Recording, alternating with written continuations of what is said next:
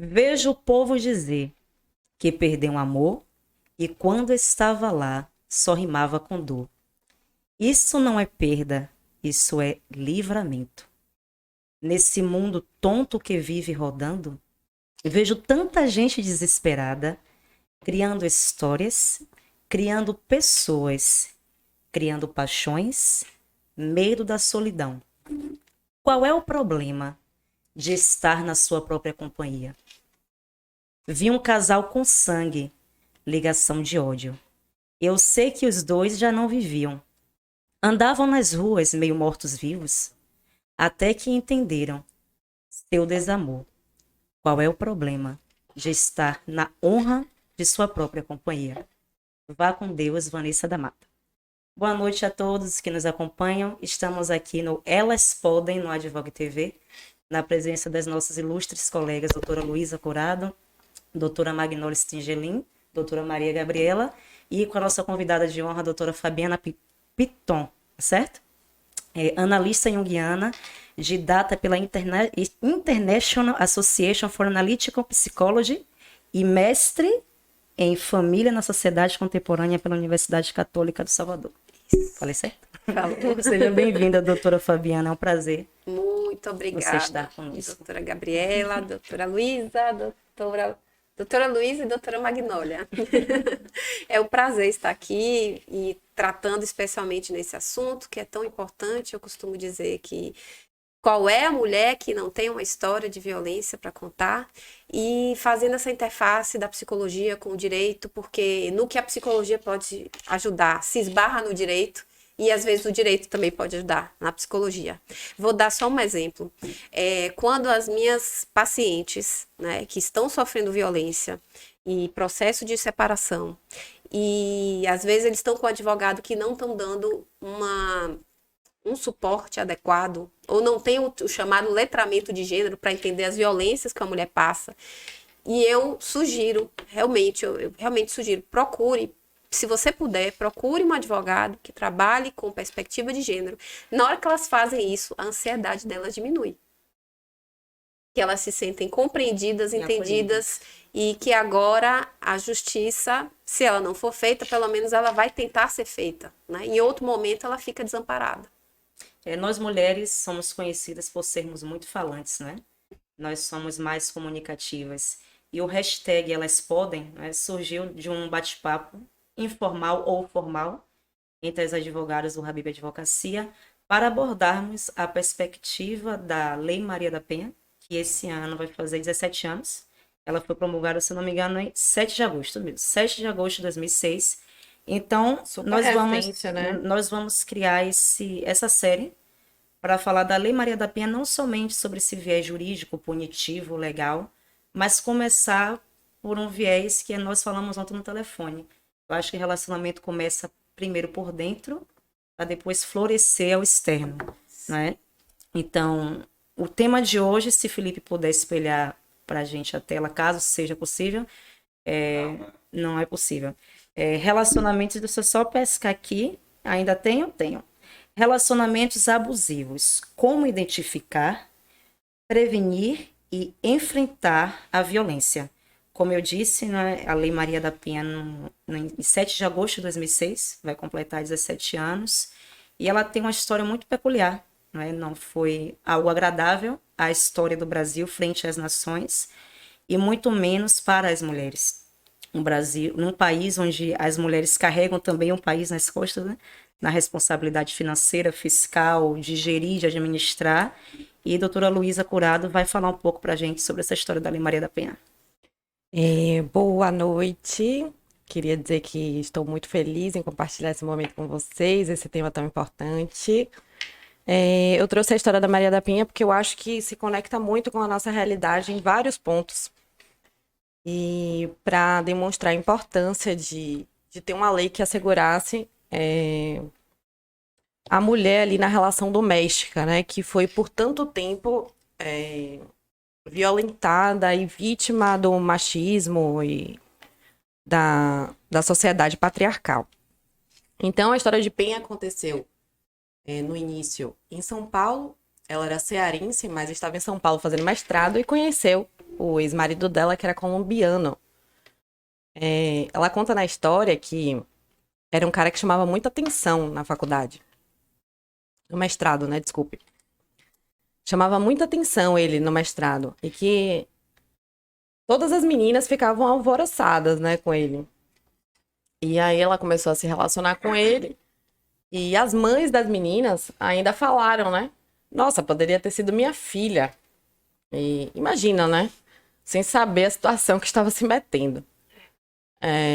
Começaram a se relacionar e ela conta que no início ele era muito cortês e educado. Nunca imaginou que poderia, né, acontecer algum tipo de violência naquele relacionamento. Tiveram 2 filhos e ela começa a contar a história das violências após ele ter conseguido a cidadania brasileira e a estabilidade financeira. Então, eu também acho que esse tipo de comportamento já vem pela segurança que ele tem naquela relação, né? E aí, começaram as agressões psicológicas. É aí que eu acho importante a gente falar das diferenças das agressões que existem na Lei Maria da Penha, que é a psicológica, a patrimonial, a física e a sexual. Perfeita, Meg. Começaram as agressões ali psicológicas e ela logo identificou e falou, não, vou me separar. Conversou com ele, muito receosa, porque na época tinham histórias midiáticas na mídia brasileira, né? Contando que as mulheres que se separavam dos maridos sofriam violência após se separar. Então, assim, ela já com muito... Tão atual. Ela já com muito receio, assim, se separar, né? Ela contando. E aí, foi quando ela dormindo um dia, ele foi e atirou nela, dormindo. Obviamente, ela não viu que o tiro veio dele, né? E ele ainda fingiu que tinha sofrido um assalto, colocou uma corda no pescoço, os vizinhos entraram e fingiu toda aquela situação que tinha sofrido um assalto em casa. Ela ficou 4 meses no hospital. E aí foi quando começaram a aparecer as evidências de que foi ele, né? Ela retornou para casa. Retornou. E ficou em cárcere privado por 15 dias. Ele deixou ela presa ali por 15 dias. Diante daquela toda situação, ela conta que ficou com muito medo. Porque já tinham evidências ali, a polícia já estava colocando evidências de que tinha sido ele, a autoria do crime.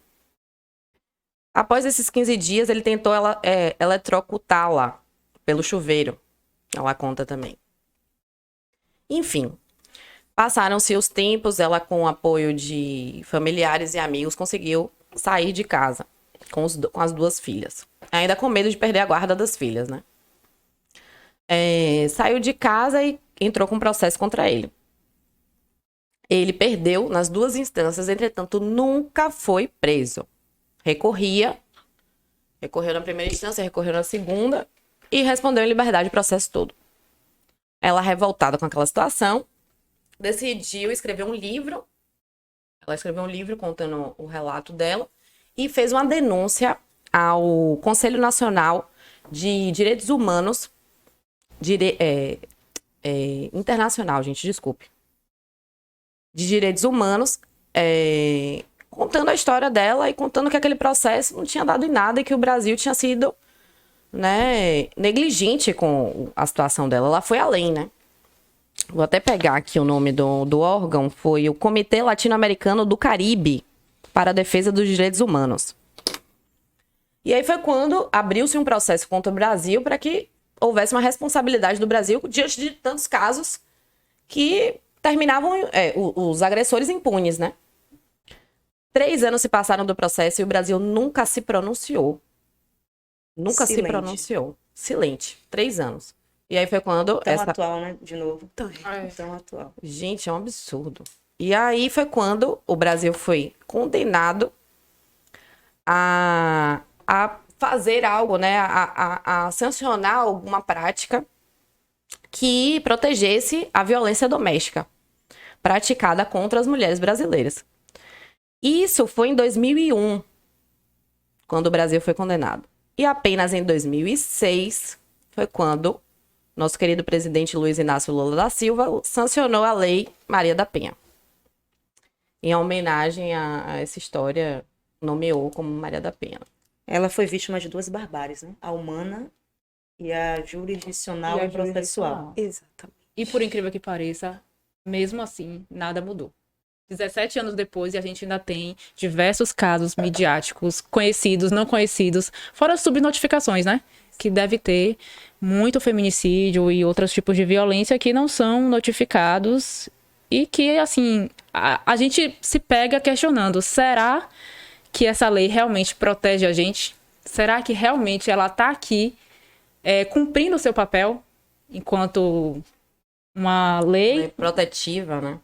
Pois é, uma protetiva, uma lei que foi criada especificamente para proteger a mulher em suas relações familiares, mas que a gente vê que cada vez mais é difícil para a gente.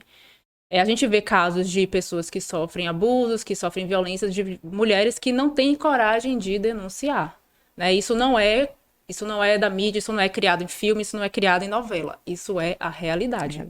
Né? Doutora Fabiana, as meninas mencionaram aqui, né, os tipos de violência, né? E nós estávamos comentando isso no nosso bate-papo inicial antes de gravar. Física, patrimonial, sexual, moral e psicológica. Eu fiz um breve esboço aqui. A física, em brigas de marido e mulher, a gente mete a colher? Nossa, essa frase dá ensejo a tanta discussão, porque é uma frase antiga, né? Em briga de marido e mulher não se mete a colher, mas hoje se entende que deve meter a colher mesmo. Então, o que eu falar aqui do direito e não corresponder à realidade, por favor, me corrijam, né? Mas eu ouvi falar que no Rio de Janeiro você tem uma legislação em que o vizinho que ouviu a briga tem que denunciar. E que eu ouvi falar que aqui também, né? Eu mandei logo para o síndico do meu prédio, mas ele ignorou. Porque dizem que isso deve constar até, deve ficar visível. Se eu não me engano, isso veio com a pandemia. Eu lembro que na pandemia saiu uma decisão de que se tivesse caso de violência doméstica no prédio, porque a gente não podia sair, né? Tava todo mundo preso em casa, então o síndico era obrigado por lei, tinha obrigação moral, legal, de denunciar. Com aumento, né, do consumo do álcool, então aumento maior de violência. E preso em casa, sem poder sair, né? Exato. Agora, a gente amplia essa frase, porque a situação é tão complexa, e quando se fala assim, não é todo mundo que tem coragem de denunciar, não é todo mundo que apoia essa mulher a denunciar. Às vezes a mulher quer denunciar e a própria família dela desencoraja, ou desencoraja de se separar, ou aceita, mantém o lugar de marido daquele agressor e essa mulher não consegue refazer a própria vida, quer dizer, eu tenho uma dificuldade maior, né, de inserir um companheiro novo, mas você tem toda uma questão, se essa mulher separa e tem filhos, ela se depara, ela denuncia e ela já recebe um ricochete, né? Do tipo, tá impedindo convivência das crianças, então ela já responde com outra violência. Então tem vários desafios aqui. E eu vejo muito também, assim, a mulher se separou, ela... Ah, mas ela se separou, ela tá sozinha, ela se separou pela segunda vez, né? Pela terceira vez, sem saber qual a condição que ela estava naquele casamento ali, né? Exato. Então, são situações que desencorajam o tempo todo a mulher a ter sua independência, a ter sua característica de autodefesa, né? Para aquela situação. E eu acho que a única forma da gente encorajar a mulher a sair dessas situações é fazendo o que a gente está fazendo, é conversando,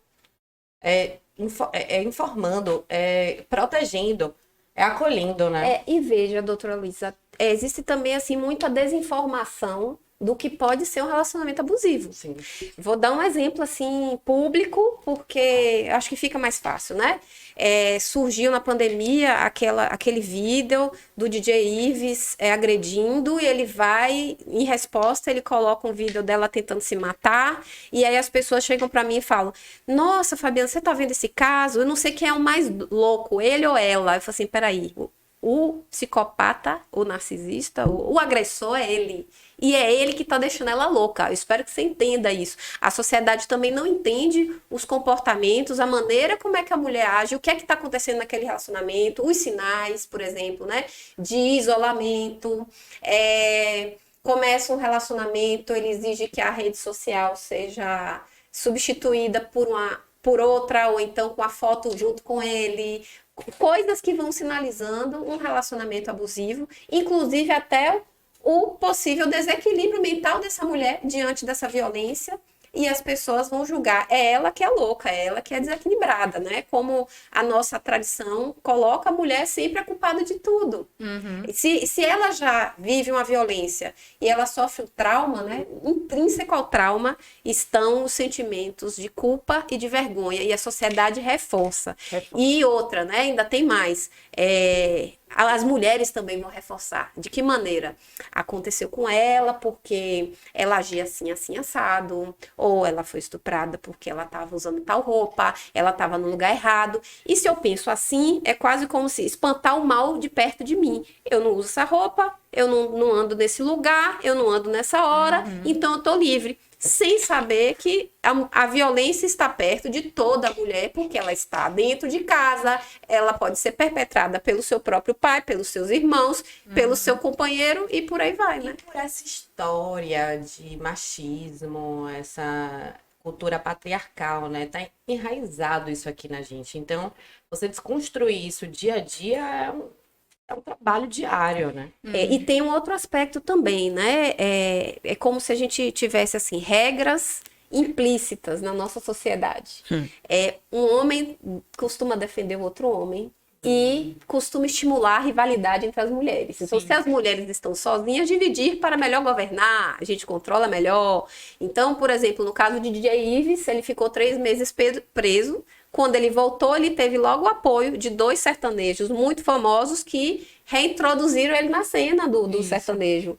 Uma mulher não. E aí você vai pensar, o que aconteceu com aquela mulher ali? Ficou desempregada, encarando vários processos, exposta.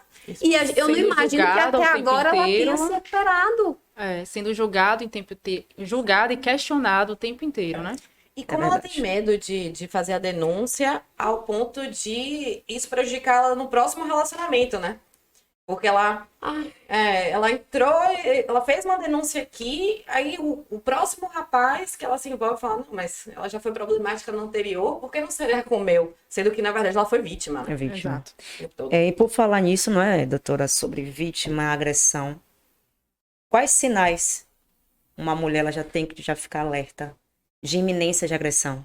Que, na verdade, a iminência já é o sinal vermelho. Na verdade, qual é o sinal verde pra gente sair?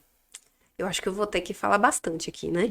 Primeiro, nenhum relacionamento, nenhum é exagero, porque eu já vi, relacionamento já dá o sinal, né? Ela não percebe, mas já dá um sinal. Mas, em geral, acho que 90% dos relacionamentos, eles não começam nada abusivos. Começa com o chamado love bombing, ou bombardeio de amor. É aquele cara que se apresenta, olha, o ex-marido da Maria da Penha, né? Sim, se apresenta muito educado, um príncipe. Agora, sim, tem algumas coisas que é para ficar atento, né? Quer um relacionamento, quer casar logo, né? Quer firmar um compromisso, ou quer ter filhos logo, enfim.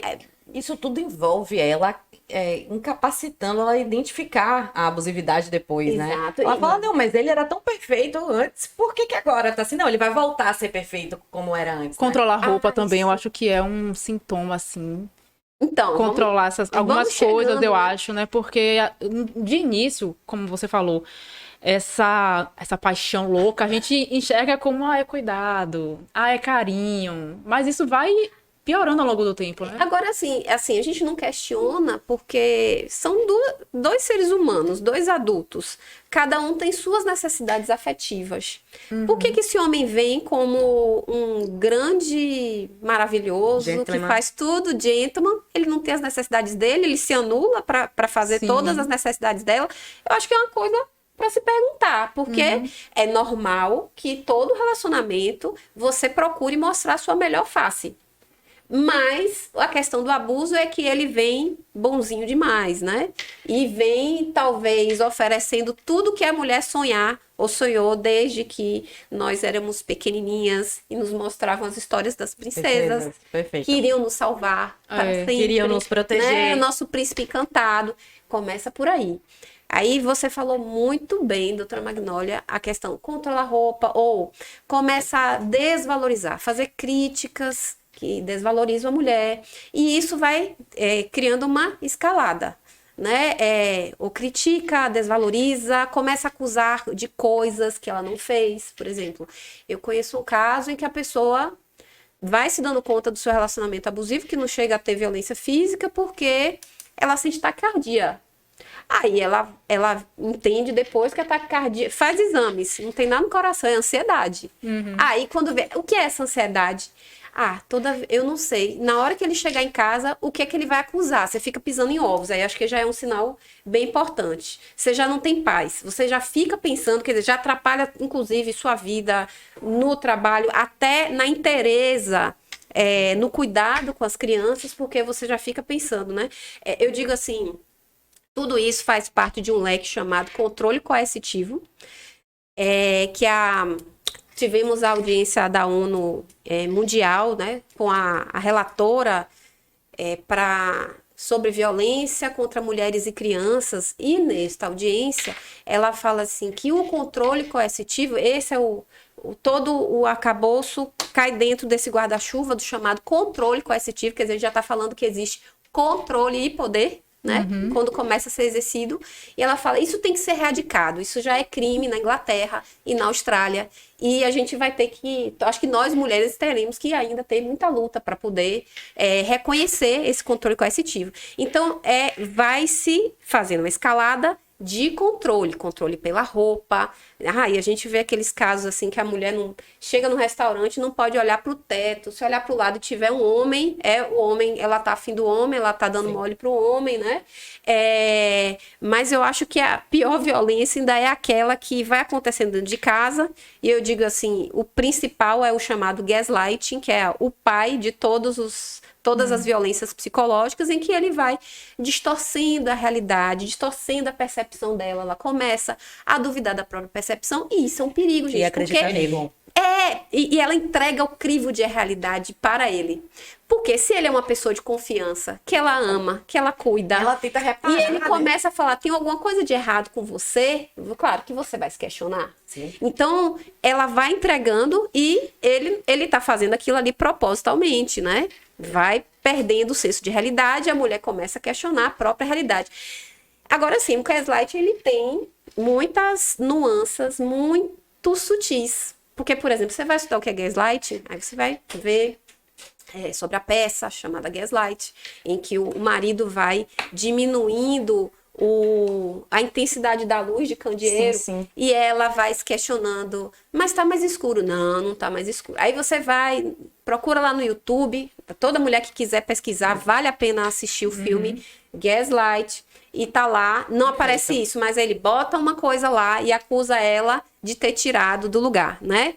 Só que tem formas muito mais sutis, que é, por exemplo, acusar você de coisas que você não fez e você ficar se defendendo. E às vezes esse inferno é diário e constante. No tempo que ele tá com você, ele tá te acusando de alguma coisa. Então, quando ele não tá em casa, você tá preocupada. Eu digo assim, o controle coercitivo é como se fosse a ditadura dos relacionamentos, né? Tem a história de um filho de Saddam Hussein que diz que ele era muito truculento. Então, ele olhava pra sua cara. Não era pra você estar de camisa branca, era pra você estar de camisa vermelha. Então eu te mato. Então eu digo que nessa intensidade, exato, né? Eu vou botar essa roupa, eu vou fazer tal coisa, será que ele vai gostar? Será que ele vai reclamar? Você já agora não tem mais a liberdade de ser o que é, nem de pensar com liberdade, você não fica mais tranquila. Aí você vai vendo também, assim, alguns sinais físicos, né? De ansiedade, taquicardia, sua imunidade vai cair, doenças físicas acontecerão, você pode perder seu sono também. Perfeito. E é importante, quando eu falo tudo isso aqui, é que, por exemplo, uma mulher que esteja desconfiada e assiste esse podcast, ela vai fazer o checklist, né? Acontece isso, mas pode não estar no checklist, ou pode estar no checklist e você não está identificando. Por quê? Porque o gaslighting é como a luz de candeeiro, é como se ele desse um apagamento da consciência. Você vai perdendo a capacidade de enxergar a Aquela realidade situação. por você mesma. Eu acho que muitas mulheres passam por isso, essa restrição quanto ao comportamento e não sabem da agressão que estão sofrendo. Elas estão tão apaixonadas e envolvidas na situação que elas tentam, na verdade, reparar aquelas acusações, né? Ela tá tão envolvida, ela fala, não, vou tentar ajeitar aqui, não. E justifica, e Olha, muda a roupa, e... Você sabe que uma mulher está passando por um gaslight, um dos sintomas fora do relacionamento é aquela pessoa que, eu comecei a discutir com ele, veja bem, ele fez tal coisa, eu fiz isso, por aquilo. Aí ela se justifica horrores, mas é isso que ela vive fazendo com o seu companheiro. Gente, é um sinal É externo, como né? se fosse uma relação que ela tá reverberando pai e filha. Isso que eu Não ia é uma falar agora. punição. Não é, eu tô vendo no meu companheiro meu pai. Sim, que também... E querer validar a muito, opinião dele. isso, Né? Eu tô vendo no meu companheiro um pai ou uma figura de autoridade a mim e eu sempre me coloco abaixo, na relação Assim de somos criadas, obediência, não é? De Pois é. subserviente. E eu quero chamar atenção para isso, que às vezes essa relação de controle acontece na relação doméstica familiar, entre pai e filho, entre irmão e irmã. Sim, sem E a gente dúvida, vai e trabalho reproduzindo. também. De trabalho também. Trabalho também. Amizades também. amizade. Mulheres, seu companheiro é seu companheiro, não é seu pai, né? Dever satisfação é uma coisa no sentido de respeito, Sim. mas ser prisioneira é diferente. Responder acusações Inclusive, é eu outra. estava conversando com uma das colegas aqui, que às vezes a insegurança é tão grande que às vezes a gente se sente num julgamento, num depoimento na polícia. Perguntando, reafirmando a mesma pergunta, e a pessoa fica, né? Aquele desassossego mental, É. que se repete. Eu diria assim, vamos pensar assim, que todas nós aqui estamos livres de qualquer violência, restituídas, assim, saudáveis mentalmente, quanto a tudo que a gente já passou na vida. O primeiro sinal de você ver de uma situação abusiva é você ficar confusa. Ué, não tinha que acontecer de tal forma e está acontecendo de outra. É o primeiro sinal. Perfeito. No trabalho. Agora, veja, continuando a responder sua pergunta, né? Temos a escalada da violência psicológica para depois começar a violência física. E também a sexual, né? Violência ainda sobre o controle coercitivo. Uma relação a dois a gente sabe que é um companheirismo, né? O casamento é uma sociedade onde a gente divide nossos ganhos, nossas perdas. Também tem a violência patrimonial. Qual é aquele momento, doutora, que a gente tem que ter a capacidade cognitiva de dizer não? Aqui ele está me ajudando a gerir minha vida financeira, aqui ele está tolhindo. Aqui ele já está querendo se inserir na vida patrimonial que eu construí. Eu acho que é quando ele diz como você deve gastar o dinheiro, né? Tudo bem, aí você fala assim, deve ter pessoas com compulsão a compras, que deve ser tratada, eu acho que é um outro caso. Mas nós mulheres foram tão ensinadas a dizer que arrumar um protetor que a gente entrega a vida toda, né? O ideal é que a gente fosse educada desde pequena a conhecer de mercado financeiro, Sim, perfeito. Eu saber ia falar gerir isso nosso agora. dinheiro. Saber os nossos direitos. Nada de compartilhar informação financeira. E eu achei interessante, não sei se eu posso comentar qualquer coisa. À vontade. Mas o depoimento da colega de vocês, que depois se separou, ela se sentiu mais adulta, porque agora sim, tudo que acontece na casa é responsabilidade nossa, é a parte financeira, o que dá certo, o que dá errado, a saúde, a doença, tudo é responsabilidade nossa, e muitas vezes a gente é criada para entregar toda essa parte tida como difícil, né? O carro Árdua. quebra, não podemos levar na oficina porque o homem vai engabelar a gente, ou então qualquer outra coisa burocrática a gente costuma entregar para o homem. Vamos ensinar as nossas filhas a gerir as próprias vidas. O conhecimento liberta, né? Eu acho que é muito mais no sentido de deixa que eu cuido disso, né? Do que até que ponto eu vou deixar ele cuidar das minhas finanças. Inclusive, doutora, os desenhos animados, a gente estava falando disso enquanto a gente se arrumava, né? Lu brincou assim, a gente precisa de a gente quer ser tratada como princesa, e eu intervi, mas se fosse princesa da Disney, como Branca de Neve, Cinderela e Bela Adormecida, não quero. A gente não quer. E aí, Magnólia trouxe, né? Temos Valente, temos Diana, Os mais não é? recentes. As mais recentes, recentes, que trazem a mulher na A figura própria Frozen. de independente. E Frozen. aqui eu quero até, perdoe-me se eu estiver errada, e as meninas também, fazer só uma observação. Ser independente não é ser uma mulher aversiva a homem. Exato. Não é? É cultivar sua feminilidade. É porque hoje em dia o que me preocupa do feminismo, e aqui eu não quero adentrar nesse tema para não gerar polêmica, mas a minha preocupação é da vítima, ela tomar tanta força de lutar pelos seus direitos, dela se tornar um futuro agressor. Do feminismo se tornar um novo machismo. É possível nós sermos independentes, sim. Dizer nosso não, sim. Não quero, não vou, não posso, não te devo satisfação, não quero explicar, mas sem ser um espinho de homens, porque existem homens bons também. Sermos né? femininas. Sermos femininas, Olha, eu né? diria também que o feminismo tem várias vertentes, né? Tem uma feminista que eu particularmente adoro, que é a Bell Hooks, ela morreu na pandemia. Sim. E ela diz assim, primeiro, que o oposto do machismo não é feminismo, Isso. né? Porque o machismo, ele exerce um poder sobre as mulheres, o que as mulheres querem não é exercer poder sobre os homens, é igualdade. liberdade, Ela fala assim, né? mulheres que desejavam e buscavam e ansiavam por amor encontram violência nos seus relacionamentos. Sim. E a outra questão é que eu acho que o feminismo que a gente conhece, o feminismo não, o feminino que nós conhecemos na sociedade de hoje é um feminino de um patriarcado. Mas existem muitas qualidades femininas que não necessariamente são a de submissão. Exatamente. Particularmente eu queria falar sobre mim mesma, porque o feminismo me libertou. Isso que você falou de que a gente não pode deixar que o feminismo seja uma fronte ao machismo, né? Porque a gente tem essa ideia, muito se tem essa ideia de que é machismo versus feminismo, e não é. De polarizar. De polarizar, exato. Não é. O feminismo, ele, falando sobre mim, né? Eu vivi um relacionamento abusivo que eu não percebi, e eu só percebi quando a partir dos estudos do feminismo jurídico, E quando a gente sai, né, trazendo Meg? para dentro do jurídico, quando a gente sai.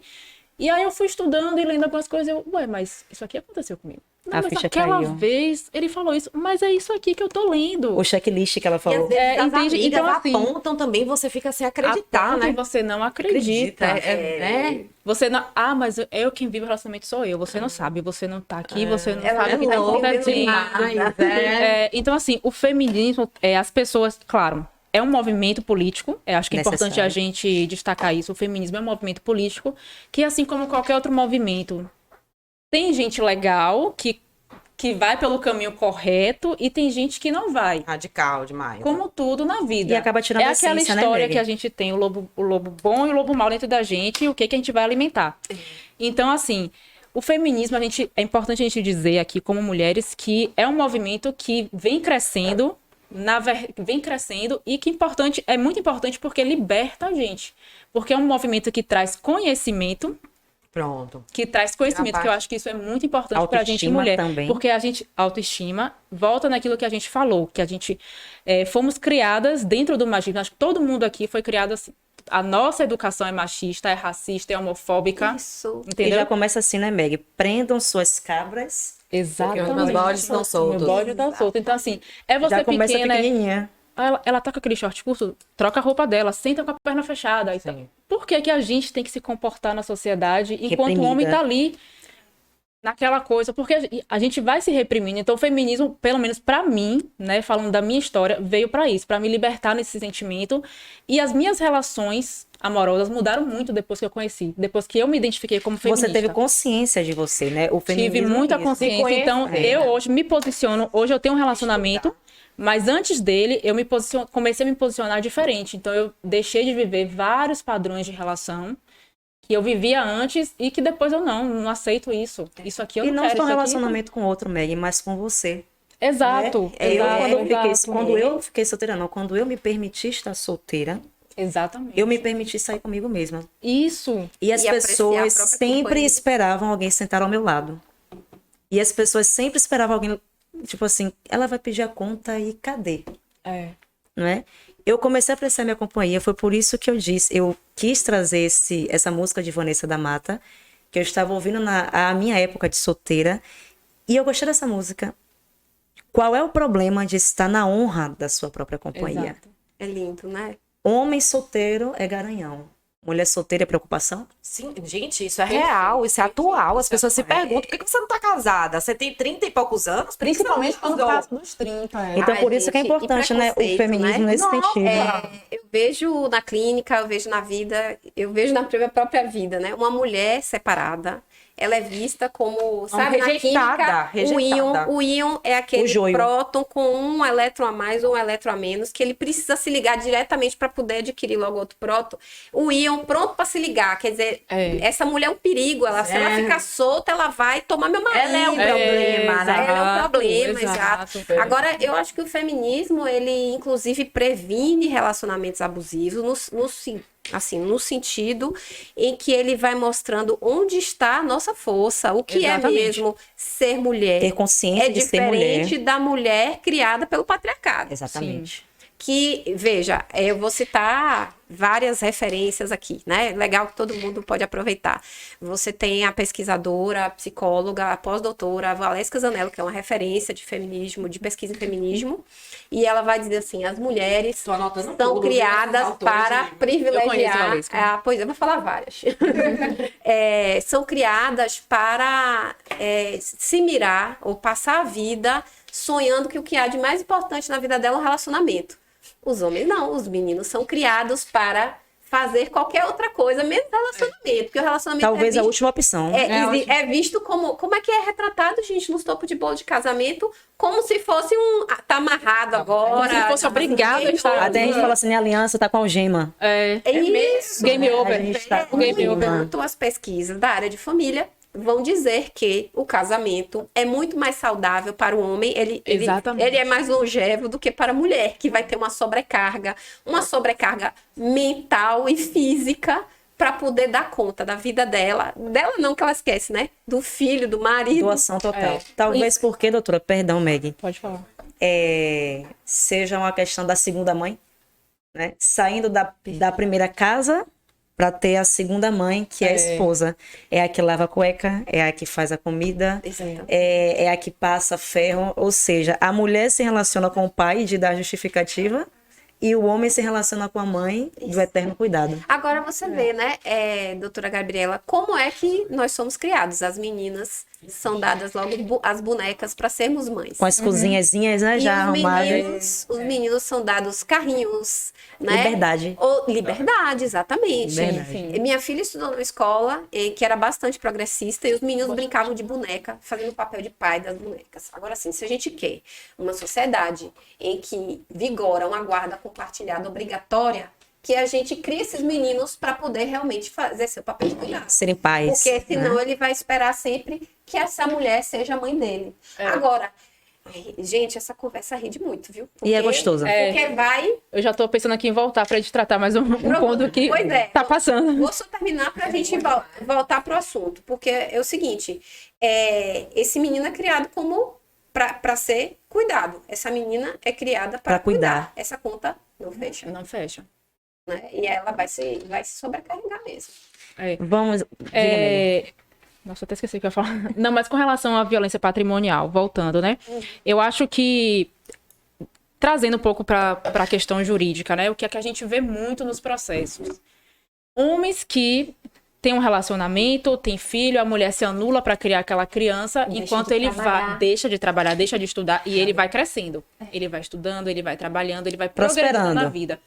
No momento que ele chega aqui no topo, que ele termina o relacionamento, ela fica Estagnada. estagnada, ela parou na vida, no tempo, e dependente financeiramente dele. Que acho que hoje é uma grande questão. Por quê? E aí a gente volta na questão da educação de meninos e meninas. Eu tenho certeza que todo mundo aqui no estúdio tem muito mais mulheres, só tem um homem aqui. Eu tenho certeza que todas as Tá meninas tomando aqui... aula, hein, Felipe? Todas as meninas aqui foram criadas para casar, ter filho, cuidar de filho, aprender a cozinhar, cuidar bem de Ser uma Amélia. casa. E o homem não. Criada pra ser Amélia. O homem foi criado para aprender a ganhar dinheiro e ser independente, cuidar da casa. Mas não é um cuidar da casa como o nosso.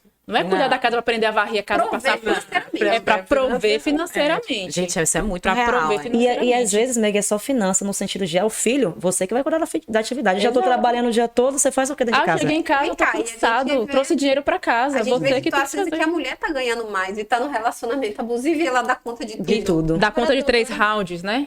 Sai para trabalhar, é cuidar de filho, chega em casa, vai cuidar da casa, de comida. Então, isso remete muito à questão da violência patrimonial, no momento em que esse relacionamento acaba, chega no momento de divórcio, que vai se questionar os bens, a partilha de bens, e o homem esconde os bens, porque o homem sabe fazer isso, mulher não sabe. Isso é fato. Isso não sou eu que estou dizendo, é A a estatística. estatística dos Eu processos. já li, É já assim. faria com isso também. Você fala assim, coloca, ele adquire o bem, coloca o nome de terceiro e... Adquire o bem, coloca nos terceiros, laranja, esconde bens, compra, Esconde a existência de aplicações. Mas fica mais difícil. aprende sobre regime de bens, que é uma coisa que mulher não tem essa preocupação, e por isso que eu quis voltar, porque eu acho que para a gente prevenir essas violências, é muito importante que antes da gente adquirir um relacionamento, antes de casar, a gente procurar um advogado e se informar sobre os tipos os regimes de bens. O que é que você tem que você vai casar? Você já tem algum patrimônio? Então vamos proteger seu patrimônio? Isso é muito importante. Porque acontece isso muito, seja no momento. É uma coisa que a gente não fala, é sobre dinheiro dentro das relações familiares. A gente não fala sobre dinheiro e nem sobre morte, que são coisas a gente precisa Necessária. entender, são necessárias. E assim, casamento é contrato. Eu sei que tem sentimento. Eu amo ele e tal, eu Mas amo ela e tal. quanto as Mas pessoas precisam existe- saber quanto é importante o contrato. Pois uma é, sociedade, né, como a gente E falou é no início. necessário para esse contrato valer. Sim. Porque ele pode encabelar também, né? Sim, então é muito importante que você busque um advogado, se intere, se informe sobre os tipos de regime de bens, Perfeito. para Meg. saber o que se encaixa melhor para o seu caso, que você possa proteger o seu patrimônio, para que você não saia do relacionamento dependendo De mão vazia, financeira- né? de mão vazia e principalmente dependendo financeiramente daquele homem. E sabe o que é absurdo? É a mulher que fica em casa, querendo ou não, é ela que é toda a coluna para esse homem prosperar. Exatamente. Ele cresce, Exatamente. ela que é a força dele, não é? Porque certamente se De um ele trabalho invisível. não é? Um trabalho E é um invisível. trabalho exaustivo, não é? Ser dona de Exaustivo. casa. E eu já puxo E mãe, para o às próximo vezes. tópico. Tem uma pesquisa que mostra que Pode perguntar, o gente. trabalho Doméstico. o trabalho doméstico, cuidar de criança é 5 vezes mais exaustivo que trabalhar. Então, quando a mãe tem um filho pequeno, eu costumo falar assim, você foi pro trabalho descansar um pouquinho do seu filho, não foi? É. E é Exatamente. isso mesmo. E dentro desse eu vou puxar a próxima violência, porque nós somos seres sexuais, a gente tem necessidades sexuais, né? É vital o sexo. Trabalho externo é cansativo, mas um trabalho doméstico com criança é bem mais. É bem mais. E às vezes a mulher tem que tirar força do bolso para quando deitar na cama ter que se relacionar sexualmente. A gente falou pouco desse quando, abuso né? sexual, mas eu acho muito importante quando falar a gente E quando a gente, assim, né? No caso, uma mulher que tem um filho, que trabalha, que tá em casa o dia todo, aí ela tem que se relacionar sexualmente, diz ou não. Ou espera dormir para abusar. Ou enche a cabeça Chantagem, dela. Né? exige, Exige, Como você não vai um fazer dever comigo, não? marital. né? Como dever marital. Exige e vai tomar banho que eu vou lhe usar. Né? A novela Gabriela. A novela Né? que falava. Então aqui a gente já traz o terceiro tipo de violência sexual, né? O consentimento e a violência. Eu acho a mais complexa de se discutir essa sexual. E a mais difícil, talvez. Eu tenho alguns dados, assim, algumas coisas que dá pra gente pontuar. Uma é a mulher dentro de um contexto de violência. A gente não tá nem falando de violência aqui, a gente tá falando de sobrecarga, né? A mulher vai perder a libido, claro, tá exausta. Tem até um meme dizendo assim que ele resolveu, a mulher tá reclamando, né, que não quer transar porque Sim. não lava os pratos. Tá bom, eu vou lavar o prato, vou fazer a cama, vou comida. arrumar a cama. Assim, agora eu tô exausta, também não quero transar, não. Como ele também pode estar exausto, viu? Ele também pode estar exausto, só que ele não reconhece isso, né? É porque tem aquela coisa, no homem viril, sempre viril. É. Né? O homem tá sempre disposto Tem que estar pronto a qualquer momento. Exatamente. E assim, tem outros aspectos, né? Uma mulher sob violência, eu costumo também dizer assim, que o grande broxante de mulher é mágoa. É verdade. É o- Verdade. E é interessante que quando os casamentos já estão ruins, não necessariamente abusivos, mas quando estão para acabar, aliás, quando eu olho assim, era abusivo mesmo. Então, assim, quando o relacionamento tá abusivo, pode ser até que não esteja abusivo ainda, mas esteja ruim. Esteja a caminho, Essa né? mulher, em geral, ela procura um ginecologista para fazer toda a dosagem hormonal, porque não tá entendendo, porque tá sem tesão. E mais uma Perfeito, vez, perfeito. a autoculpa. E mais uma vez. Aí vem querendo Até ou não porque ele vaginismo, culpa, né? dor na relação sexual. culpa, e ele cansaço. culpa. Exatamente. E agora, a violência sexual também tem outra dimensão, né? Que é impor determinadas formas de relação sexual para aquela mulher. Tipo, incluir um terceiro, tem que fazer de tal jeito que ela não aceita, tem que contratar uma prostituta, por exemplo, temos que transar 4, coisas que essa mulher não aceita, mas ela se sente obrigada para não perder esse homem. E aqui, mais uma vez, a gente volta para a infância, que a gente vai abordar, e que Meg falou. Nós não somos educados a falar de dinheiro. A mulher não é educada a falar sobre a sua vida sexual. Sim. Sim, ainda tem isso. As meninas não sabem, né? Não sabem a proporção do seu órgão genital. Uma participante do Big Brother, que teve filho recentemente, não sabia por onde é que urinava, né? E acabou falando outro canal, né, da região íntima. Então, assim, a gente nem se autoconhece o corpo que a gente se toca. Então, não nos é permitido nem saber por quais meios a gente tem prazer para a gente até solicitar do outro, né? E em tempos retrógrados éramos chamadas de histéricas, É. né? Quando Frígidas, sentíamos prazer. A TPM, né? Era a histeria. Quando a mulher sentia o prazer, né? Ela era chamada de histérica. Ou até mesmo hoje em dia, quando alguém vê a mulher estressada, ela tá precisando dar. É. A gente já ouve esse absurdo. Essa Não, coisa ao grotesca, né? Né? Ó, a gente tem, né, o mito dentro da psicanálise e que quando se fala, não é bem assim, porque Freud instituiu a inveja do pênis. E aí eu lembro de eu estar na faculdade, umas colegas levantam e questionam, a professora fica revoltada porque está questionando, mas é no nível simbólico e tal. Mas na prática, gente, o que a gente vê é inveja do útero. Por quê? Muitos relacionamentos abusivos começam a ser abusivos. Você imagina anos de relacionamento. Ok, claro que quando você procura lá, você tem as raízes lá atrás. Mas esse é um padrão, conversando com mães de coletivos, em que olha, a gente tem um padrão aqui. O relacionamento abusivo começou quando o filho nasceu ou na gravidez. Ou se já era abusivo, ou uma constante, por exemplo, de traição, se intensificou na gravidez e no nascimento do filho. É um dado É um momento que que não ela tem tá estatística. frágil, né? É um momento que ela tá É um mais momento que frágil. ela tá frágil, é um momento em que você vê a Maria da Tá Penha, depois que tem precisando. filho, né? Tá garantido ali a permanência dele no Brasil. Sim.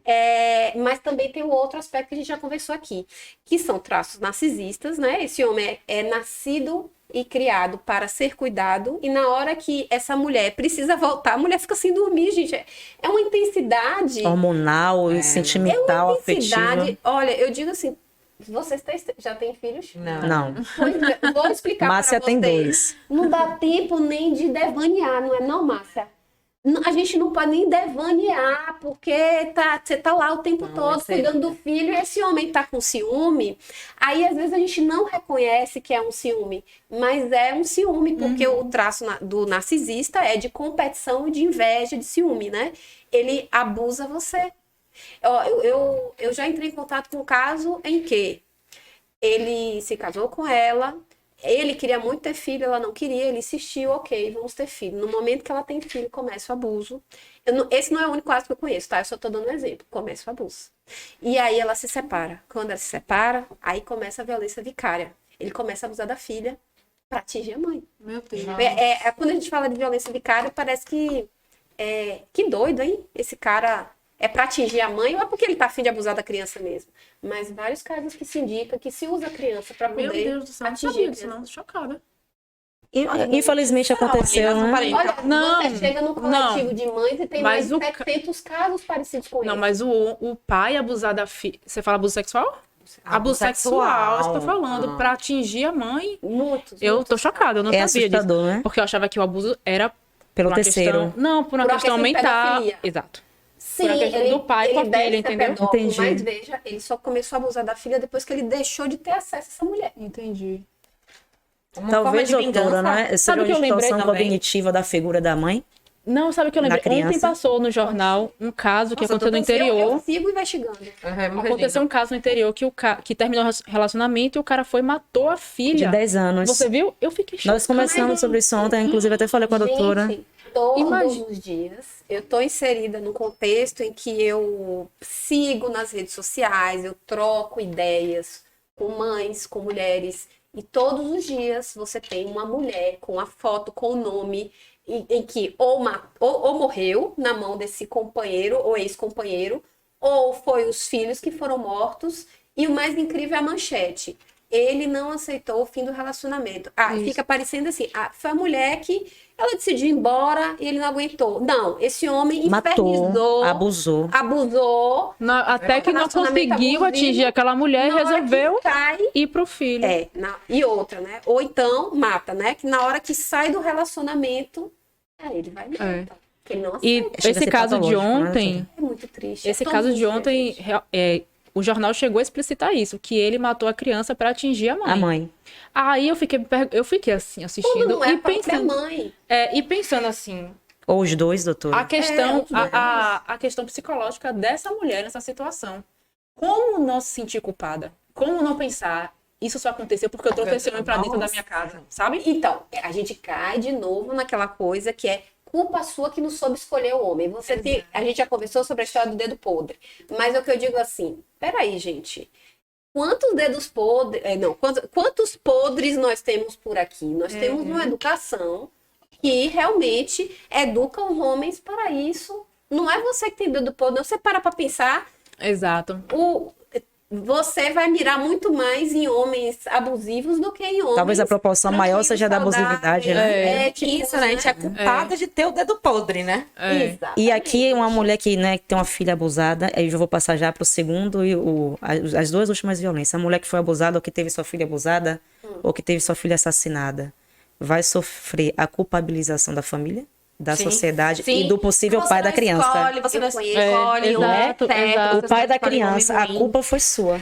Tem um caso. Perfeito. Então é muito difícil ser mulher nessa situação. As entrevistas do Intercept que logo saíram do ar por conta do lobby, né? Para poder se manter a violência. Mas é citado um caso de uma mulher que é conhecido, porque eu já tinha acompanhado esses casos em lives e em outras coisas. Ela teve os filhos com a guarda compartilhada. Esses filhos foram mortos por esse pai que se matou. E a família desse homem culpou a mulher por ele ter feito isso. Imagine. E próprias mulheres, como a doutora falou no início da nossa conversa. Gente, eu acho assim importante a gente entender o quão complexo é toda essa discussão e o quanto a gente precisa se informar cada dia mais, estar disposta a se informar, aprender, a fazer terapia. Complexo e profundo, né, Lu? Profundo e recente, que precisa de evolução. E eu acho que a única forma da gente solucionar o problema é se informando, é se tratando. Se tratando com uma terapia, junto com um psicólogo, é se informando através de uma assessoria de um advogado, uma consulta com um advogado. É recente e a gente precisa se informar cada vez mais. Não só as mulheres, como os homens também, né? Ter essa sensibilidade de entender que é preciso se informar, entender o universo, né? Feminino, machista também, né? É interessante até como alguns homens, eles se propõem a se aprimorar eticamente, espiritualmente, buscando a religião e não se dão conta do próprio machismo e às vezes com uma terapia, nossa, Isso é machista, eu procurei tanto me evoluir espiritualmente e na terapia eu fui ver o quanto que eu era machista. Imagino. E quanto tem o preconceito do homem quanto a terapia ainda, né, doutora? Sim. Nossa, eu vejo assim. Mas nem tanto mais. Você acha não tenta mais? Eu vejo na minha realidade assim. Eu também. Na minha terapia, imagina. Eu não sou louca. Fazer. Doutora Luísa, Eu não sou louca pra fazer terapia. eu acho que uma coisa importante no que você falou, né, que é, digamos assim, de prestar atenção a isso e tudo mais, buscar terapia, buscar uma assessoria jurídica, mas eu digo assessoria e terapia adequadas, porque esse letramento é uma coisa nova, o tal do letramento de gênero, que é o termo que a Valesca Casanello utiliza, né, de entender quais são as violências que uma mulher passa. porque senão, na própria terapia, pode reforçar a culpa dessa mulher, especialmente nas terapias de casal, digamos assim, aprofundando o trauma dessa mulher. Se essa mulher também procura uma assessoria jurídica que não entende as violências que ela passa, eu já peguei casos assim. Ela se sente completamente desamparada. E além da jurídica, doutora, policial, né? Uma mulher que é vítima de violência, somente policial para receber. Ai, nossa, Não é? graças a Deus que está começando a ter um Melhorou movimento em muito relação a mais. isso, né? Mas ainda assim, mesmo dentro das delegacias, o atendimento, mesmo em delegacias especializadas, é complicado também. Ainda tem muito machismo. Quando é atendido por policial homem, ele questiona, mas, sei lá, alguma situação assim que envolve o filho. Mas ele é o pai, o que é que tem? Deixa ele fazer isso. É um paradigma de solidão Nossa, com exposição, né? Solidão. É. Ó, e dentro complicado, da gente, é bem psicologia, a gente tem, assim, alguns vícios que um psicólogo formado sai da faculdade. Eu costumo dizer assim, qualquer psicólogo de qualquer abordagem passa pela faculdade de psicologia e vai ter as primeiras matérias, e será psicanálise uma das primeiras matérias, e os primórdios da psicanálise. Qual é o primórdio da psicanálise? Freud se depara com mulheres as chamadas histéricas, relatando abuso sexual. Muitos abusos na infância, abusos intrafamiliares. E aí, primeiro, ele faz a teoria do trauma, né? Depois, ele diz que isso tudo não aconteceu, é fantasia. É a fantasia sexual rolando. Quer dizer, então, um psicólogo, ele já está treinado, inclusive, para não validar um relato de abuso, gente. Isso é muito grave. É grave. Aí você tem um livro publicado chamado Atentado à Verdade, não estou lembrando o nome do autor. Ele foi responsável pelos arquivos de Freud e que foi falar que Freud passou a vida toda se questionando se esses abusos eram mesmo reais ou não. Mas ele admitir que eram reais, podia botar em xeque, podia não, botava em xeque toda a outra teoria que ele fez posteriormente a essa conclusão de que os abusos eram fantasias sexuais. Jeffrey Masson. Pronto, é esse mesmo. Claro que qualquer psicanalista vai me matar aqui, vai dizer que não é possível, porque ele mas constrói a ideia. dentro até do estudo do trauma que eu gostaria de trazer aqui, quando eu Eu penso sou fã assim, da psicanálise. nesse diálogo, que pode ser, inclusive tem muitos estudos feministas excelentes, certo? Não estou desfazendo da psicanálise, não, muito pelo contrário. Mas assim, quando os próprios estudos de trauma também vão referendar isso, né? Quando a mulher, veja, a mulher diz que foi estuprada. Aquele Daniel Alves apresenta 6 versões. Ela tem DNA do esperma, ela tem os testemunhas quando ela sai daquele banheiro, ela tem o desespero filmado pela câmera dos policiais, mas o relato dela é desqualificado. Uma criança, quando ela relata, quer dizer, ela pode sofrer abuso por anos e não falar nada, mas quando ela relata, a justiça não ouve. E as pessoas ao redor condenam. A justiça diz que é implantação de falsas memórias.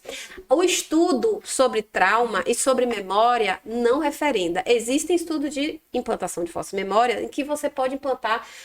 Você, quando era pequeno, você foi no shopping e fez tal coisa, ou o carro era azul, o carro não era amarelo, mas memória de trauma, nunca. Ela vai E ser, aí eu não é? digo, Contínua, né, doutora?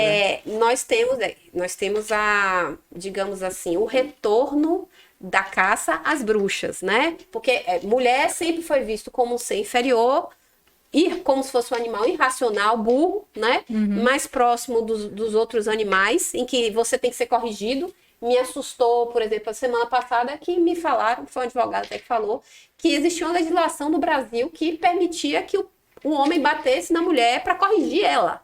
Então, assim, nós já éramos inferiores, mas seres inferiores e perigosos, porque somos capazes de fazer bruxaria.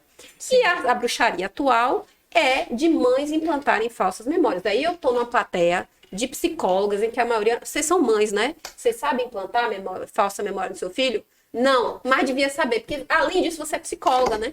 Então, assim, me preocupa às vezes até, desculpem, me corrijam, né? A sensação que me dá às vezes é que no direito você constrói uma retórica que não precisa ser provada cientificamente, e aquilo ali fica É válido, validado. em desfavor de mulheres e crianças, né? Causando um sofrimento atroz e Absurdo. enorme.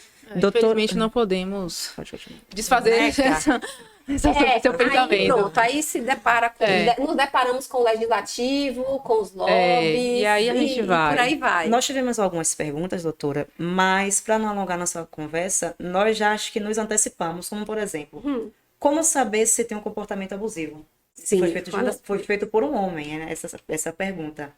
Se a doutora quiser respondê-la, estamos aqui abertos. Interessante. A gente... Como o homem identificar, né? Se que ele está está sendo sendo abusivo. abusivo.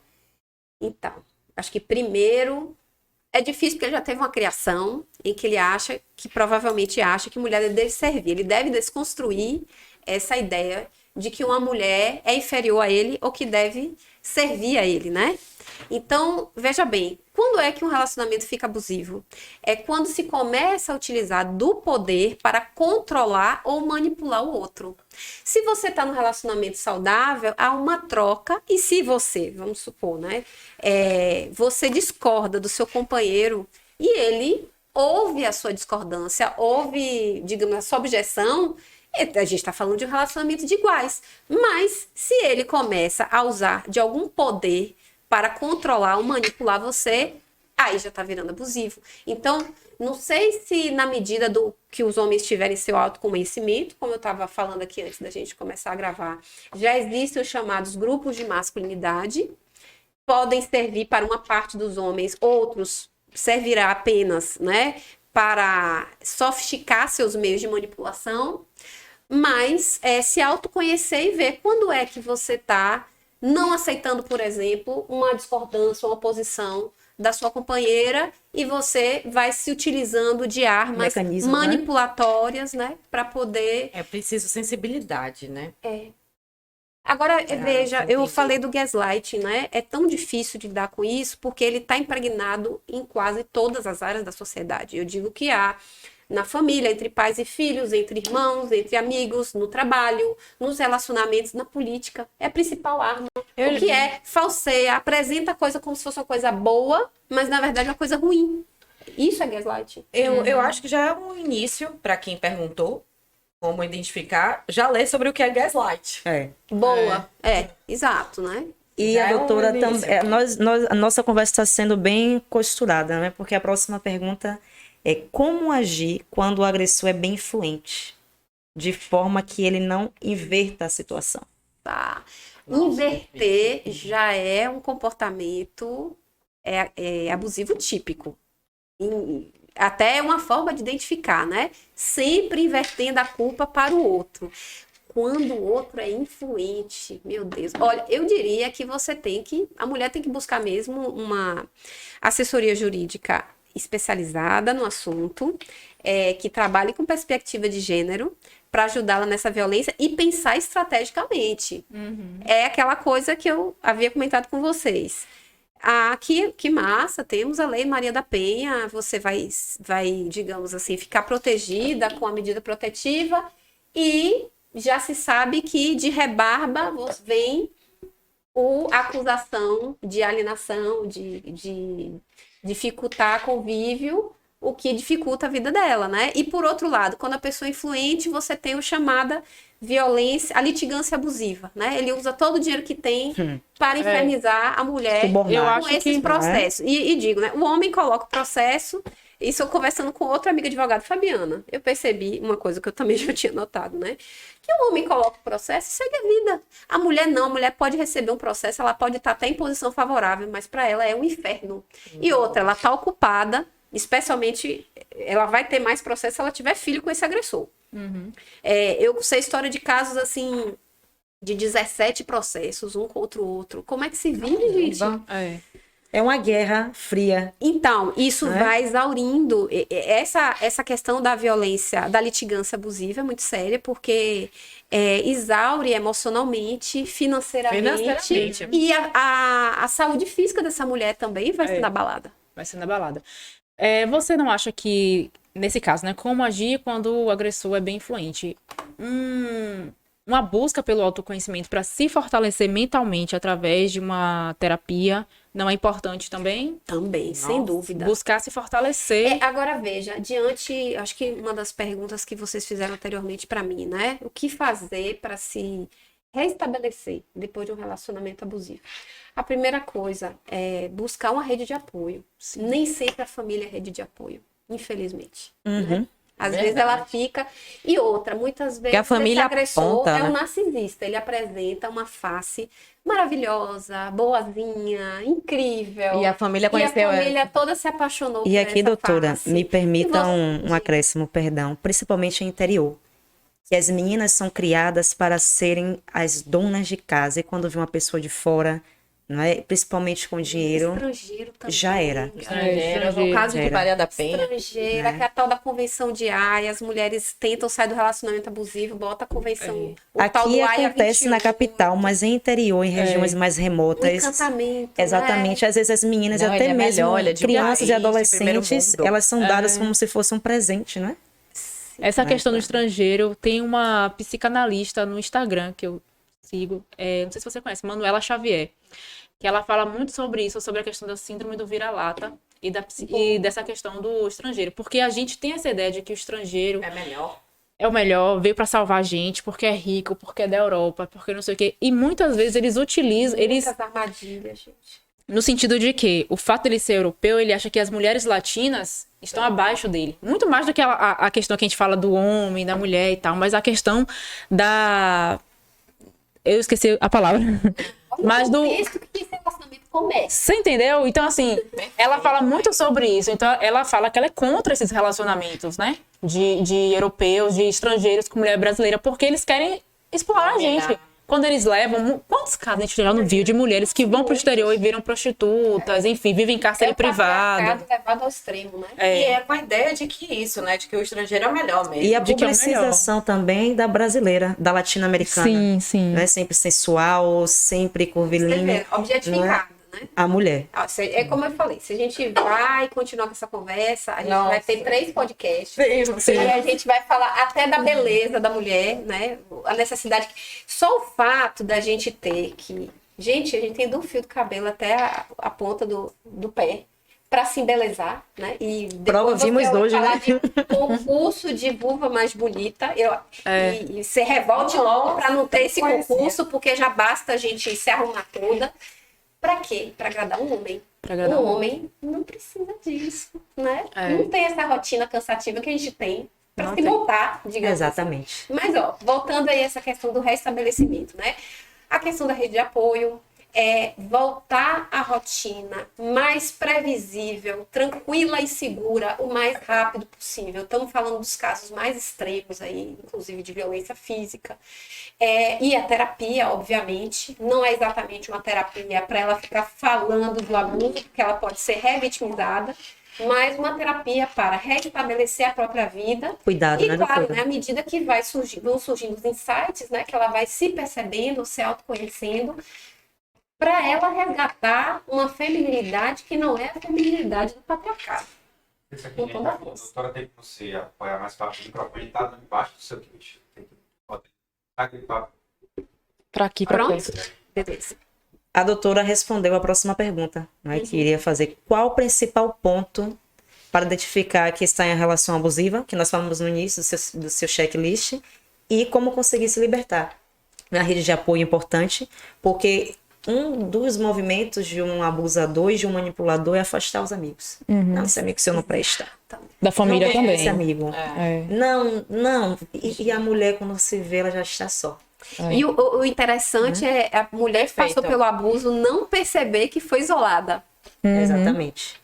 E se impor, como Meg e Lu falaram, né? O autoconhecimento, né? É importante a terapia da gente voltar e saber, não, eu tenho o direito de ter amigo, eu tenho o direito de sair com minhas amigas. Eu tenho direito de ter o meu dinheiro. Não é A minha liberdade sexual. Exatamente. E liberdade sexual a Mas gente não as pode mulheres, confundir com libertinagem, né? Exatamente. Exatamente. E vulgarização da mulher. É. As Por mulheres. que a gente não buscam- fala de vulgarização do homem? Nossa, que é exacerbado, né? E é feio. Para perceber que tá impregnado na gente mesmo. A gente já se verdade. condiciona a essa situação. Que é bonito, né? Pegar várias, né?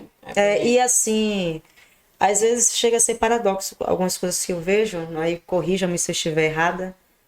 Às vezes, algumas personalidades, no mesmo sentido que elas caminham para dizer somos livres, precisamos lutar pelos nossos direitos, são as mesmas que lá no exterior só produzem clipes sexualizando as mulheres.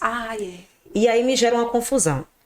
Tá, eu não vou aprofundar muito nesse assunto e nós temos outros temas, mas a gente precisa, às vezes, ser coerente, né, com o nosso posicionamento junto ao público. Mas a pessoa ganha dinheiro com isso. Né? Respeite meu corpo, respeite as mulheres do meu país. Pois é. Mas o que eu vendo são as mulheres do meu país nuas, não é? Qual a figura de uma brasileira no exterior? Não é? Qual a nossa fama? Nós fomos igualadas àquela, desculpa, eu não sei se vou lembrar completamente, aquela figura de uma mulher africana chamada Vênus de alguma coisa, me perdoem, não saber o nome, em que ela era exposta. Por conta da região íntima dela, que ela era volumosa. Ela era toda volumosa, né? As ancas, e isso era uma coisa muito exótica para os europeus, mas é assim que a gente ainda continua fazendo, né? E nós falamos Expondo disso. os corpos. Eu e a doutora Camila, essa escultura aqui é belíssima. Mas ela falou por que as mulheres negras são sempre retratadas com traços mais voluptuosas, mais volumosas, mais estátuas de mulheres pardas ou brancas? A Valesca Zanella, ela vai dizer que, primeiro, existem vários feminismos, é preciso enxergar um feminismo negro, que a mulher ela é ainda mais objetificada. Aliás, ela faz até uma correlação, né? A mulher branca é para casar, não é para se libertar, não é para ter uma vida de princesa, não. Mas é para casar e se reproduzir. Sair de um domínio familiar para outro. A mulata é a sexualizada, né? E a negra é para trabalhar. Para trabalhar. Caramba. Posição de serviço. Sim. Doutora... Indico o livro Quem Tem Medo do Feminismo Negro, de Jamila Ribeiro. É muito bom. E eu quero dizer uma coisa. Não é só o homem que acredita nisso, é a própria mulher, né? Acredita, compra e reproduz. O machismo Isso é muito histórico, né? Da época da escravidão, muitas mulheres eram trazidas para servir de escravas sexuais. Então, isso ainda hoje ainda remonta quando a gente fala. Quando a gente fala da mulher negra, que a gente fala que a mulher negra é quente, é mais quente, é porque isso tem a pegada e tal. Então, isso remonta muito dessa época, né? É um caminho, viu? Tem um estudo da Valesca em que ela muita coisa aí. os grupos de WhatsApp dos homens. E a mulher negra sempre retratada como um pedaço de carne. Não, nenhuma mulher era retratada de uma maneira saudável e respeitosa, exatamente. Mas especialmente a mulher negra era mais um pedaço de carne, impressionante. Doutora, logo antes das nossas perguntas, a doutora mencionou sobre criação. Sim. Um pouco da nossa conversa agora abordada na perspectiva da criança, não quero falar de alienação parental, mas a gente fez aqui um tópico, né? A conexão das agressões entre relações familiares pode desencadear nas relações afetivas. Vou formular melhor aqui, porque a gente acabou fazendo, na verdade, trechos da nossa linha de raciocínio. A gente foi fazendo um brainstorm. Perfeito. Crianças que estão vivendo, seja menino ou menino, né? Uma relação familiar abusiva do pai que chega bêbado, ou até mesmo de uma mãe com ciúme desproporcional, né? De até mesmo distorcer a realidade, né? De criar aquilo que não existe. Há uma tendência dessa criança, desse adolescente, se não cuidado, reproduzir isso na sua vida afetiva? Total. Às vezes até cuidando, né? É muito interessante a gente não deixar passar esse tópico, porque isso também vai ter repercussões no judiciário, porque o judiciário não consegue enxergar. Uma criança que presencia violência doméstica, ela também é traumatizada como testemunha. E ela vai internalizar esse modelo.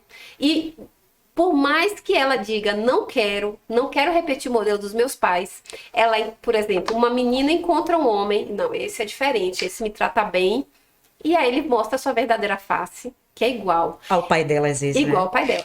Eu digo assim, tem termos meus, né? É como se a relação que você estabelece com suas primeiras figuras de cuidado, especialmente, estamos falando de uma relação aqui heterossexual, o primeiro modelo de homem que uma menina tem é do pai. E se estabelece uma relação, é como se tivesse, é quase físico, sabe? Uma espécie de elo, quase como uma gosma, né? que tem umas características, você sente algumas coisas, você nem se dá conta disso, mas você sente. E quando você encontra aquele homem que você se apaixona, você está sentindo as mesmas coisas, ou seja, você está projetando a relação que você teve com seu pai naquele homem ali. Perfeito. Por mais que conscientemente você acha que aquele homem não vai repetir, não é a mesma coisa, quando você vai ver, é. Ou o menino, não necessariamente ele vai reproduzir, ele pode reproduzir o padrão abusivo, ou também se identificar com o que a mãe sofreu e também ele ser alvo de um relacionamento abusivo. Isso é tão real. Eu vou trazer duas situações, mais de exemplos. Alguns homens que eu conheço, que as mães ficaram indisponíveis na presença materna por conta de trabalho, mães solteiras ou mães solos, né, como a gente chama hoje em dia, quando cresceram, só se relacionaram com mulheres mais velhas. Somente com mulheres mais velhas de tipo a diferença de 10 anos, de 15 anos. Mas buscando uma mãe, né? Buscando uma mãe. E outras pessoas que eu conheço, que os pais foram totalmente indisponíveis, seja por separação, seja por trabalhar fora, só se relacionaram com homens que tinham a segunda opção, ou seja, elas eram step. Agora, olha, doutora Gabriela, já que o tema daqui a gente está falando da Lei Maria da Penha e do judiciário, veja, uma mulher consegue uma medida protetiva e esse menino, ele é obrigado ainda a conviver, né? Tem como é que eu posso dizer? Essa convenção dentro do sistema judiciário em que, como se fosse muito salutar e necessário, indispensável que essa criança tenha contato com esse pai agressor. E quando essa criança recusa, essa mãe que é acusada, né? Julgada. E né, ele viu a violência, ele tem motivo para ter repulsa sobre isso, né? E o judiciário precisa reconhecer que é uma perpetuação da violência manter essa criança. Quer dizer, na hora que você obriga, por exemplo, uma guarda compartilhada, você está perpetuando a dinâmica disfuncional daquele casamento. Só está em casa separado, né, cada um com cada um seu companheiro, se quiser ou não, a depender de como é que está a relação abusiva. Mas é a mesma questão e a criança no meio. A criança fica como se fosse aquele da guerra que colocam, não é? Para não serem atingidos a barra, não é? Ai, meu Deus. Eu esqueci o nome que dá quando os guerrilheiros ficam dentro da terra e botam uma barreirazinha. Eu esqueci completamente o nome, né? Eu esqueci. Trincheira, A isso. criança é a trincheira. A trincheira. A trincheira do E relacionamento. muitas vão se sentir, inclusive, eu quero morrer porque eu sou o motivo disso aqui. E se sente um peso, não é? E que acaba crescendo um adulto, baixa autoestima, inseguro, porque tudo é culpa dele, eu sou o peso das relações. Exatamente. Né? Antes de ontem, o ECA completou 33 anos, né? E um dos temas que foi levantado é até que ponto o judiciário realmente protege essas crianças. Quando a gente protege o nome do pai, do patriarcado. Quando a gente né? traz para essa questão de uma relação que vem de violência doméstica, de abusos, que tem medidas protetivas em que a mulher não pode estar próxima, ou melhor, o homem não pode estar próximo à mulher, mas ele precisa ter contato com a criança. Mas é uma criança, ele chega até a mulher. E a criança já está maculada da violência que ele viu dentro de casa. Então é muito complicado a gente para tratar isso, quando né? eu falo traumatiza, não é no senso comum. Eu acho legal até, se a gente tiver tempo, ou corta, né? Se for não demais. Nós estamos indo muito bem, porque a gente já está chegando no final e nós só temos 45 minutos de conversa. Ah, tá. Não, já Então, contou pode uma hora. 2 horas, é? Já tem uma hora. Tem uma hora e 15. Tem uma hora e 15. Vamos cortar. O que ficar de menos a gente corta, né? Mas enfim. Nos Estados Unidos já tem os chamados tribunais Trauma Informed, quer dizer, tribunais que têm conhecimento do funcionamento do trauma. E veja, o que é um trauma? É uma experiência que seu sistema nervoso não deu conta. Sua emoção foi tanta que, primeiro, você não passou pela sua mente racional a experiência que você viveu, que pode ser um estupro, um assalto, um desastre natural ou algo que é prolongado como um relacionamento abusivo. É um trauma relacional, certo? E veja, seu sistema autônomo, ele detecta perigo. Se esse perigo está muito além do que você pode suportar, imagina, quanto menor essa criança, você é adulto, ele está lidando com adulto, e quando a gente está falando de criança, quanto menor essa criança, menos o sistema nervoso dessa criança está preparado para lidar com a situação traumática. E ou potencialmente traumática, né? Porque o que pode ser traumático para você se você teve uma criação muito bem, muito tranquila, muito segura, foi desenvolvida uma resiliência boa em você, você provavelmente está menos exposto a trauma do que uma criança que já viveu num ambiente de violência doméstica, por exemplo, né? E aí o que acontece? O corpo, o sistema nervoso autônomo detecta perigo, manda para a amígdala, que é a organela cerebral das emoções. E se essas emoções estão demais, ela deveria se comunicar com o hipocampo, que é a organela responsável pela memória de aprendizagem e memória em geral, né? E passaria para o córtex frontal, que é onde a gente toma as decisões. Nosso lado racional está aqui. Mas quando o corpo detecta perigo, primeiro o sistema autônomo não passa por aqui.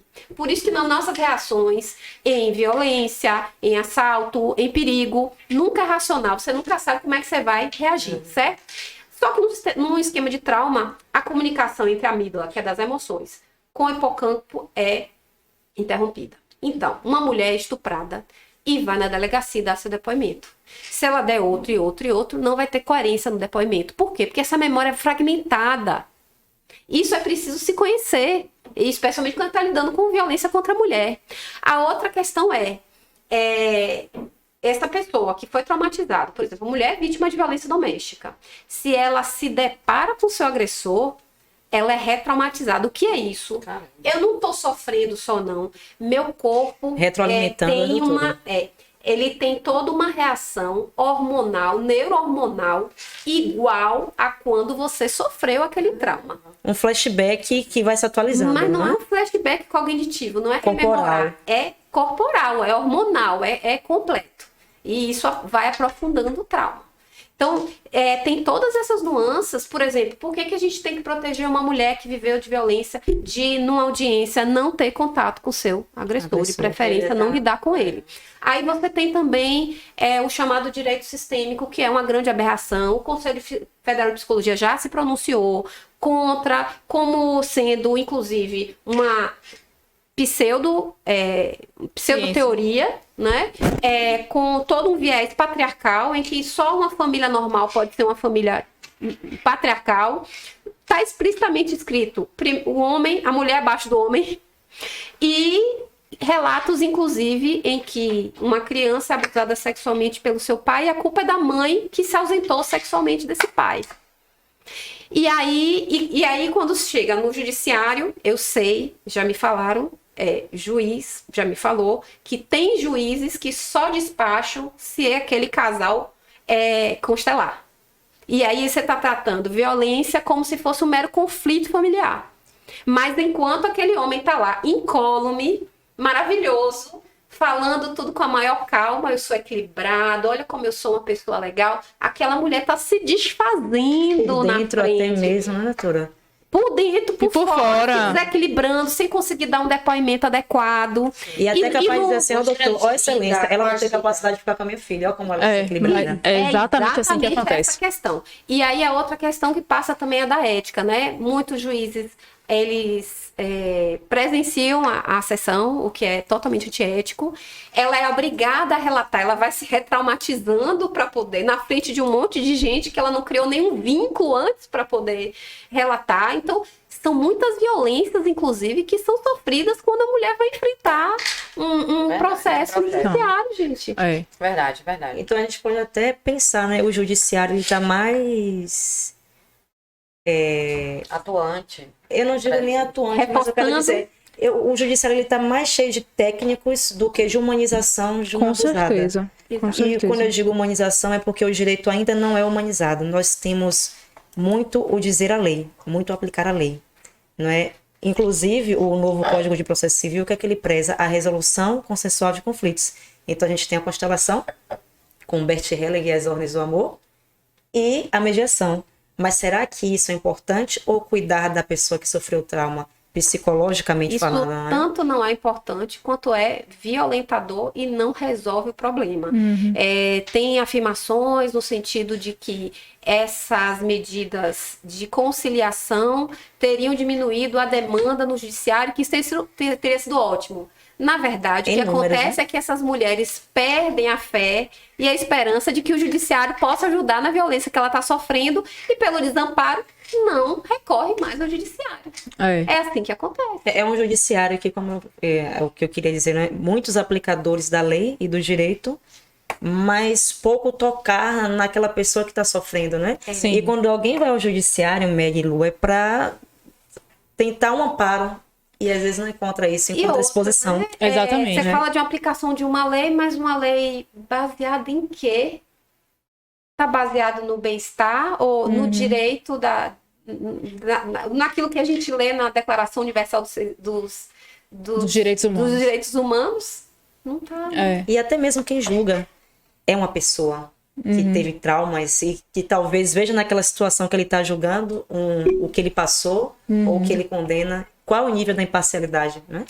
Os bons magistrados, eles vão parar até nos cursos de psicologia, né? Tentando entender o dilema ético que é julgar e a responsabilidade que eles têm, né? É humanizar o Tem direito, bons né? magistrados Humanizar o direito. e magistrados ruins, tem psicólogos. Conscientizar o direito. Você vê, até dentro no que a gente chama estudo psicossocial, a maioria dos psicólogos jurídicos não tem esse conhecimento.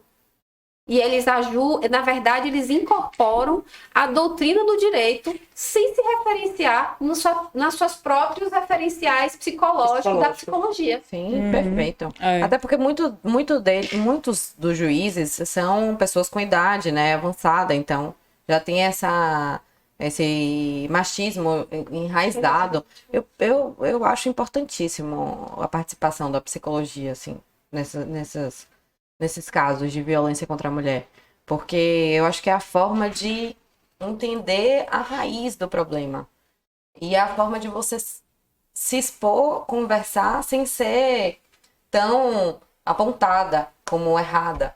Eu acho, assim, E importantíssimo. veja, você já tem uma situação traumática em que a mulher, culpa e vergonha são, digamos assim, o must do trauma. Sim. E ela própria, acho que quando vocês vão atender uma mulher que sofreu um abuso, vocês estão lidando com uma mulher extremamente Frágil, Fragilizada. vulnerável. Às vezes até tendo que lidar com a ansiedade dela, né? Ai, meu Deus, o que é que vai acontecer? Eu tenho medo. Normalmente com visões assim catastróficas, porque essa ansiedade faz isso.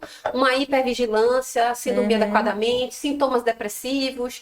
E às vezes vocês tendo que lidar com coisas que nem são tão objetivas do processo, mas Sim. às vezes para acolher essa Subjetivas mulher, mesmo. né? Sim, a gente costuma dizer que dentro da área de família, a gente tem que ser muito mais psicólogo do que advogado, porque a gente faz aquela consulta inicial e a gente mais passa o tempo ouvindo e acolhendo, fazendo uma escutativa daquela mulher, do que entrando propriamente nas questões do direito. Isso aí acaba ficando mais pro final. Olha, então, a gente vai fazer assim, assim, assim. A estratégia é essa. Mas até você chegar nisso, Você tem que... você ouve Você e você sensibiliza. acolhe. Mas é Então, é preciso muito necessário você ter uma acalmar essa escutativa. mulher, Eu também não vejo Pra o ela direito se raciocinar. desvencilhando da Mais psicologia. uma vez, né? não tem Humanizar como. o direito. É.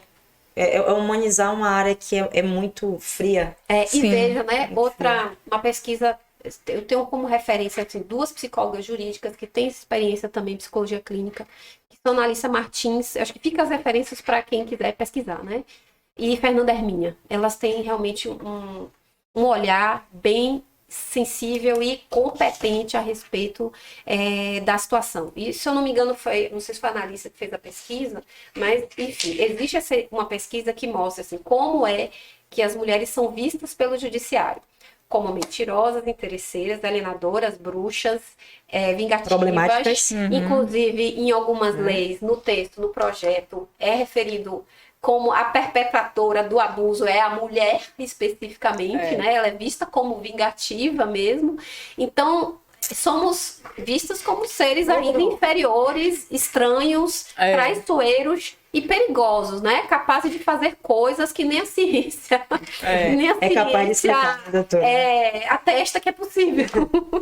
Outra situação que eu vejo muito o pessoal falar é: ah, mas ela deu a queixa, mas ela perdoa e volta de novo. O que adianta dar queixa, né? Ai, ótimo você trazer esse assunto, né? Por que é que a mulher volta para um relacionamento abusivo? Tem vários motivos. O primeiro, vocês já trouxeram, uma dependência financeira. Segundo, Um relacionamento abusivo é um trauma relacional que modifica toda a sua química cerebral. É como se ela estivesse lidando com o homem como se fosse um vício. Às vezes ela é mais apaixonada do que alguém no relacionamento saudável. Lembra de um depoimento da Marquezine? Falando, né, que ela teve que aprender na terapia a ter um relacionamento saudável. Porque Foi, eu vi com o isso. Neymar ela não tinha. Então, assim, esse relacionamento abusivo, muitas vezes o sexo é mais Intenso. né? intenso e ela se acha apaixonada. Mas aí a gente também explica sob o viés da síndrome de Estocolmo. Diante de uma situação em que você acha que você não tem saída, ou seja, né, diante de uma situação de perigo, você tem 3 possibilidades de agir. A primeira, que a melhor, mais fácil, é fugir. Pode fugir, fuja. Não dá pra fugir, luta. Não dá pra lutar, se congela pra morrer e sentir menos dor. Então tem relatos de mulheres, inclusive da Lady Gaga, num seriado, em que, uma série da Apple TV, em que ela descreve ela sendo estuprada no início da carreira e ela se contraiu tanto que ela até hoje sente dores terríveis, né? A fibromialgia, você vê as clientes de vocês, muitas terão problemas de dores musculares, fibromialgia, que é tipo de relacionamento abusivo. O vaginismo, né, doutora? O vaginismo, perfeito.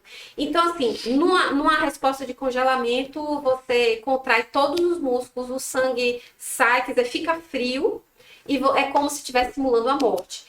E isso é um mecanismo animal, porque se você for ver no reino selvagem, né? Por exemplo, o leão vai caçar uma zebra, a zebra vê que não tem mais escapatória e ela cai dura no chão. No momento que cai dura no chão, o leão interpreta que ele tá morto, mas ele quer carne fresca, então ele livra a cara dessa zebra, a zebra se salva. É um mecanismo de defesa, né, doutora? Outro dia eu peguei o depoimento da Gabriela Prioli falando assim, que ela foi abusada sexualmente dentro de um voo internacional, em que ela estava sentada numa ponta, tinha um corredor e o namorado estava da outra ponta. Todo mundo foi dormir e um comissário chegou, não me lembro bem qual foi o relato de abuso, se ele se exibiu, se ele se masturbou na frente dela, mas que ela se culpava até hoje porque ela não fez nada. Mas não tem raciocínio. É importante que o judiciário entenda isso. Não tem raciocínio. É uma atitude automática. Né? Enfim, mas voltemos aqui à questão da síndrome de Estocolmo, porque que a mulher não sai do relacionamento abusivo. Diante de uma situação que ela acha que ela não tem saída, porque esse homem faz ela acreditar que ninguém vai querer ela, que ela morre se ela sair do relacionamento, e muitas morrem mesmo, né? E eles Que questionam ela não ela, presta, ele já acabou com a autoestima dela. Acabou. Né? Então acha que ela não presta pra Ela nada. tá totalmente vulnerável. Ela, diante de um ato de bondade, porque se o relacionamento for todo abusivo, o tempo todo abuso, claro que essa mulher vai sair. Mas é no morde, assopra, que ela fica. Então ela se apega no assopra. Ela se apega a pequenas demonstrações de afeto ou de carinho. Pode ser uma besteira.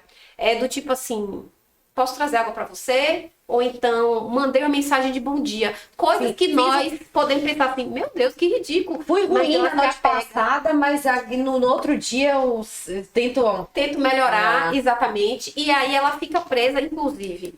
Ela se apaixona mais ainda por esse agressor.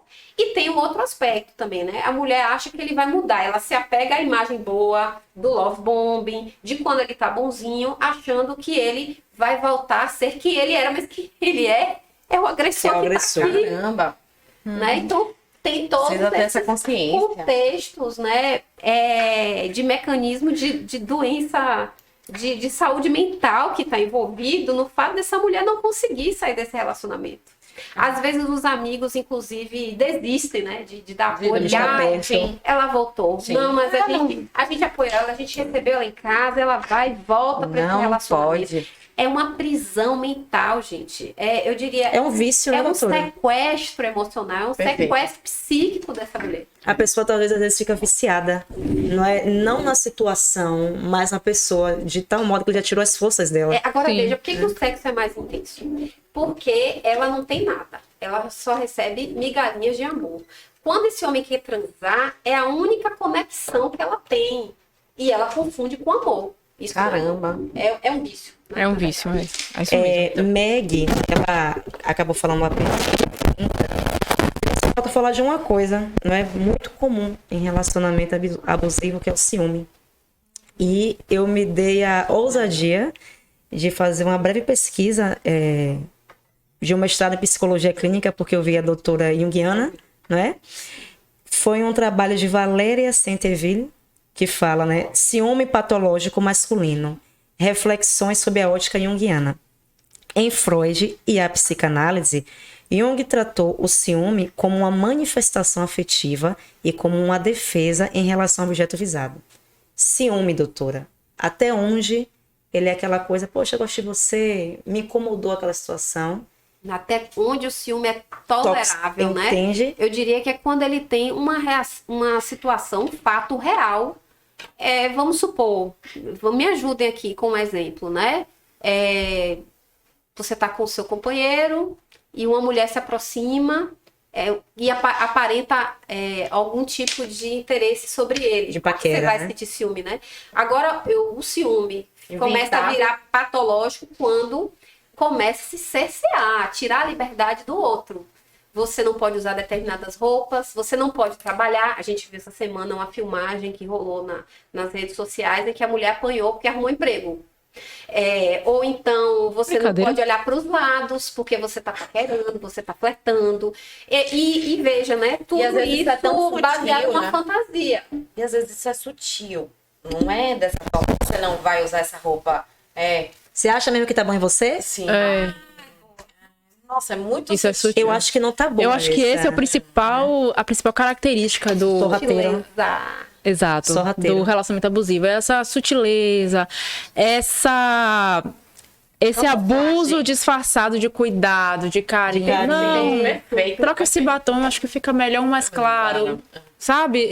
Essas pequenas coisas que a gente vai confundindo e que vai juntando. E de repente, quando E viram explode... dias, né? E a gente tá desse tamanhozinho. Exato. E assim, eu queria também falar que a mulher, às vezes, ela pode também confrontar sem ser Agressiva. agressiva. Vamos conscientizar esse cara que não tem noção do que ele tá fazendo. Exatamente. Vamos falar pra ele que o que ele tá fazendo, ainda que de forma sutil, é abusivo, conversando de forma branda e tendo consciência de que aquele relacionamento, ele pode melhorar, né?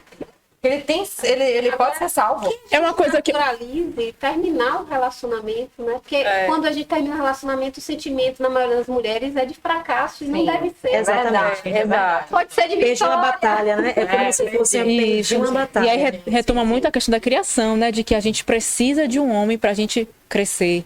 Pra gente estar, pra se validar, pra gente estar bem na vida, a gente tem que ter uma pessoa ao nosso lado. E não, a gente pode viver muito bem sozinha.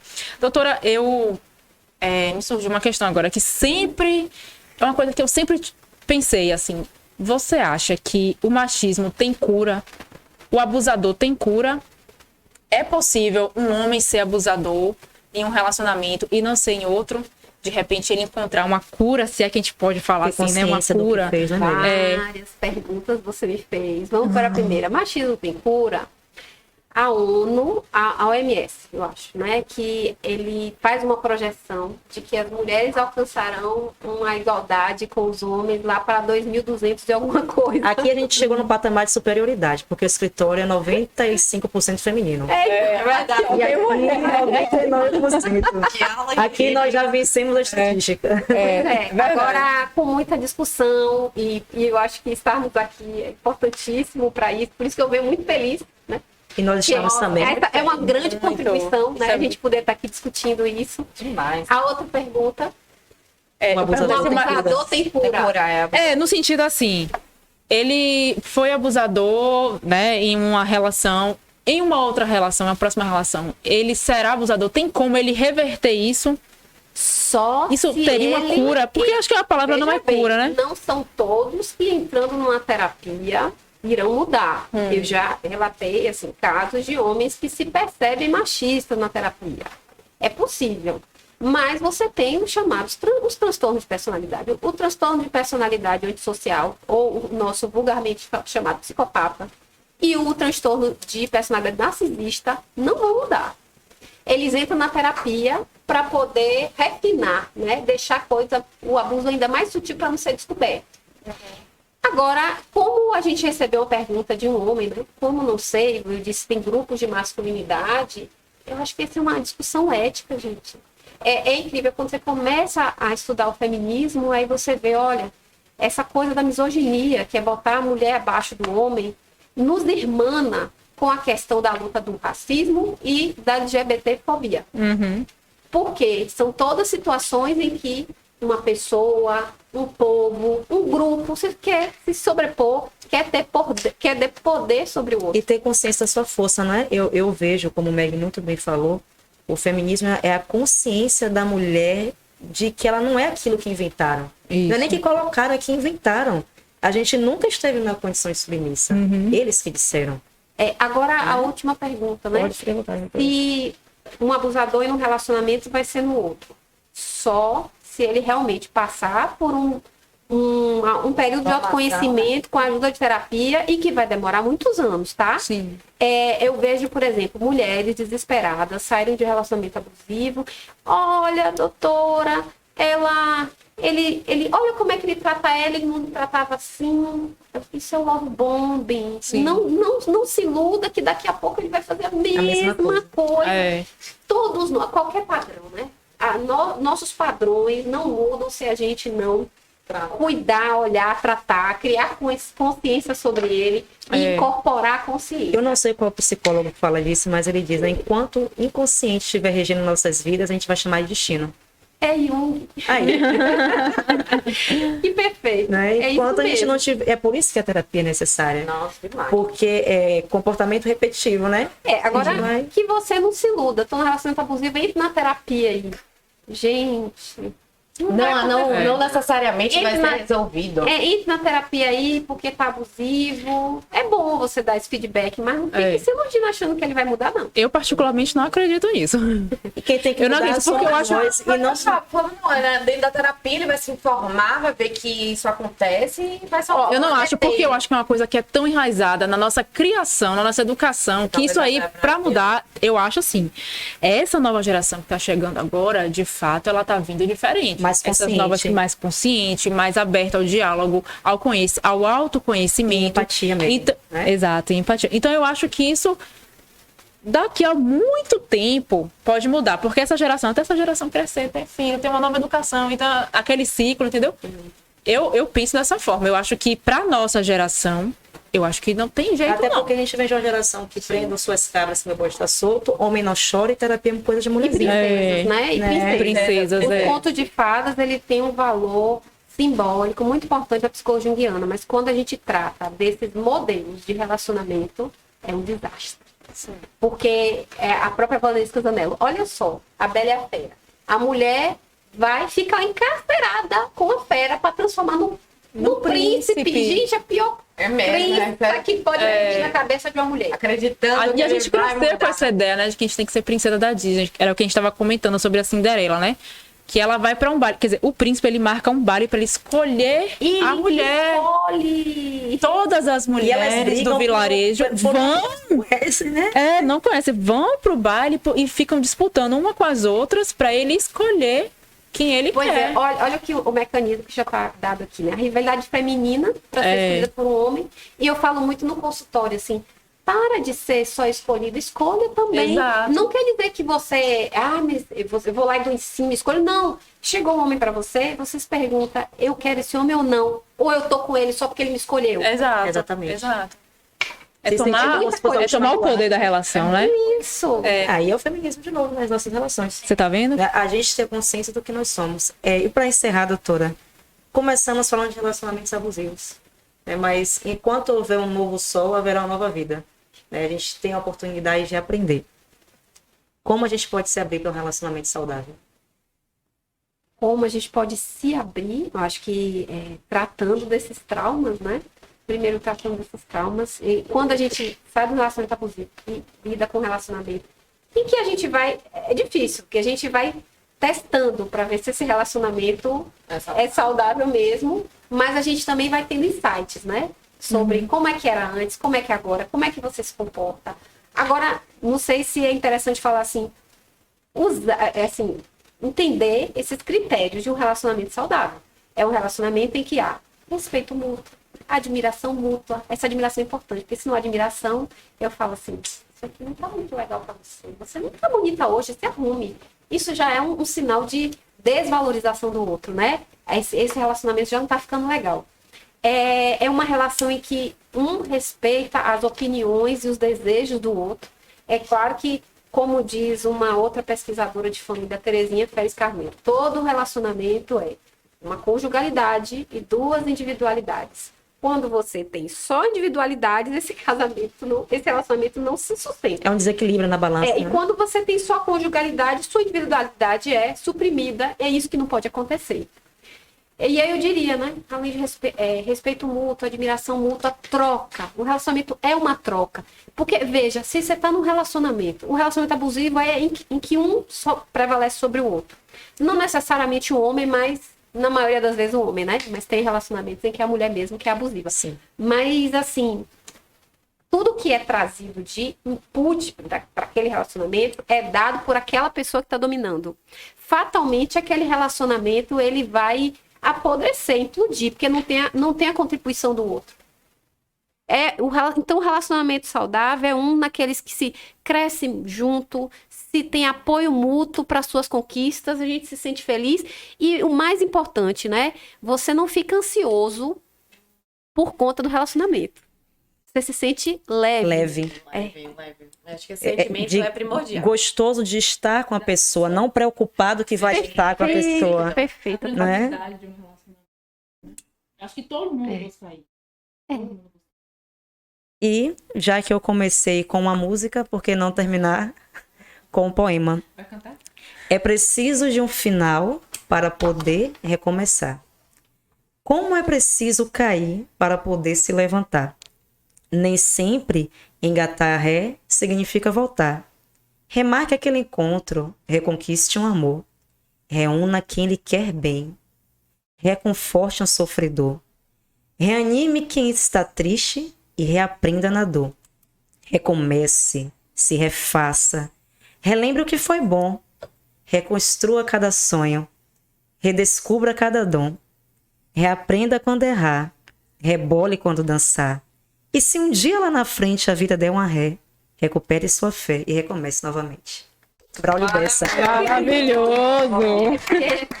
Então, falar de qualquer tipo de abusividade no relacionamento é sensível para qualquer mulher, porque não é fácil ser mulher no Brasil. Não. E a primeira presidente, ela foi impedida. Não estou querendo entrar em questões políticas, Eu queria também. né? Mas para você ver como é difícil ser mulher no Brasil, que a primeira mulher a ser presidente, ela foi impedida, e no dia 17 de abril de 2017, se não me engano, um grupo de homens enalteceram isso. Não quero entrar em questões políticas. Mas quantos outros lá não fizeram pior, como aqueles que coloriram o Brasil de vergonha? Não é? E uma mulher que fez muito menos foi afastada. Exato. Qual mulher foi governadora da Bahia? Então, é difícil ser mulher nesse país.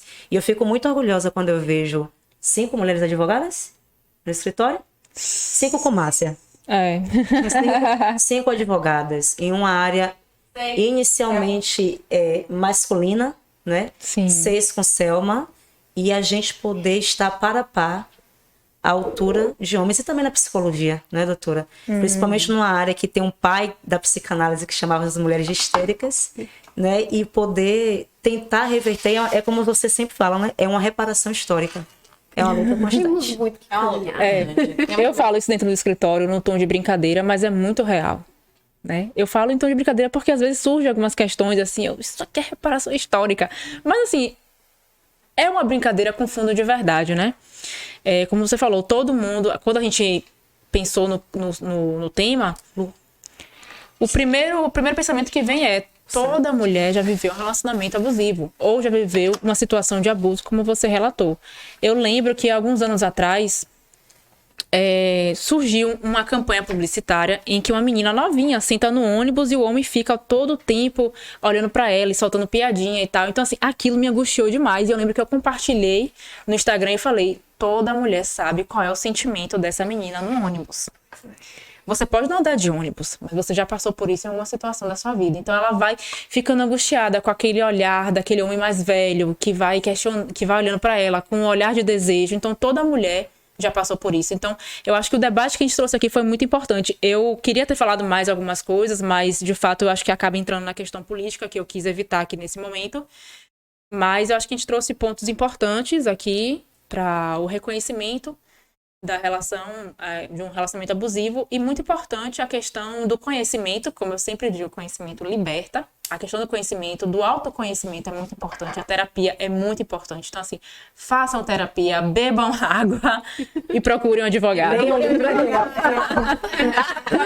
No Habib Você Advocacia. não tem curso de noivos na igreja para casar? Exato, pois Passa por um Façam a advogado consultoria também, né? Eu acho jurídica. até que vocês deviam divulgar mais isso. Façam a consultoria sem dúvida. jurídica, entendam sobre o regime de bens, protejam seus patrimônios, busquem o autoconhecimento, porque é muito importante. Tá no relacionamento que acha que vai acabar? Consulta antes de tomar qualquer medida. Exato. A maioria das Não mulheres assinem sem não- ler, por favor. Exato. Não assinem sem ler. Eu vou reiterar as informações de Meg quanto à necessidade de informação. Quanto mais a gente se informa, mais segura ficamos, mais protegidas, com sentimento de proteção ficamos. E eu também acho importante a gente falar quanto à tolerância do outro quando a gente está passando por uma situação dessa, né? A gente falou sobre isso no podcast, mas quando a vítima está passando por uma situação dessa e é reiterada a situação, aí o amiguinho do lado fala: ah, mas eu já te falei que você tinha que sair dessa situação, você está de novo nessa. Então vamos ter tolerância para lidar com essa pessoa que está sendo vítima, porque não é fácil sair dessa situação. E eu acho que isso, eu queria falar sobre isso, sobre a necessidade de informação e a tolerância contra a situação, porque é uma construção, né? Que a gente está vivendo. Estamos num momento que está se modificando ainda, né? A realidade. A gente tem que entender isso. Não está tudo pronto. Estamos modificando a realidade. E então tolerância por esse momento. É o que eu tenho para falar. Enfim, é construindo, né, nos debates aqui, fazendo diálogos, pontes, que a gente vai conseguindo mudar essa realidade. Eu acho que as pessoas que vão assistir esse podcast, muitas vão incorporar informações novas, ou até olhar a vida de maneira diferente, para a gente tentar fazer um futuro diferente em que nossas filhas, especialmente filhas e filhos, sejam felizes também, né? Sim. Possam ser felizes juntos, porque os homens sofrem também com esse Sofre. com esse machismo, né? E as exigências que se colocam sobre eles e que muitas vezes, até por insegurança, eles começam a exercer controle numa relação. Eu queria agradecer muito, muito esse A gente que espaço. agradece, doutora.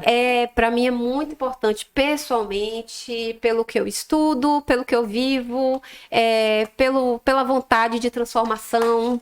E, enfim, eu estou extremamente grata, feliz, satisfeita com toda a voz que vocês puderam me dar. E espero e me coloco, né, à disposição para outras ocasiões. Nós que agradecemos, doutora. Muito obrigada pelo convite, obrigada por nos ouvir. Foi um papo muito saudável, obrigada às meninas. E sigam o Advogue TV, né? Sigam o nosso perfil no Instagram, o canal no YouTube. E até mais uma hashtag Elas Podem. É. Pronto.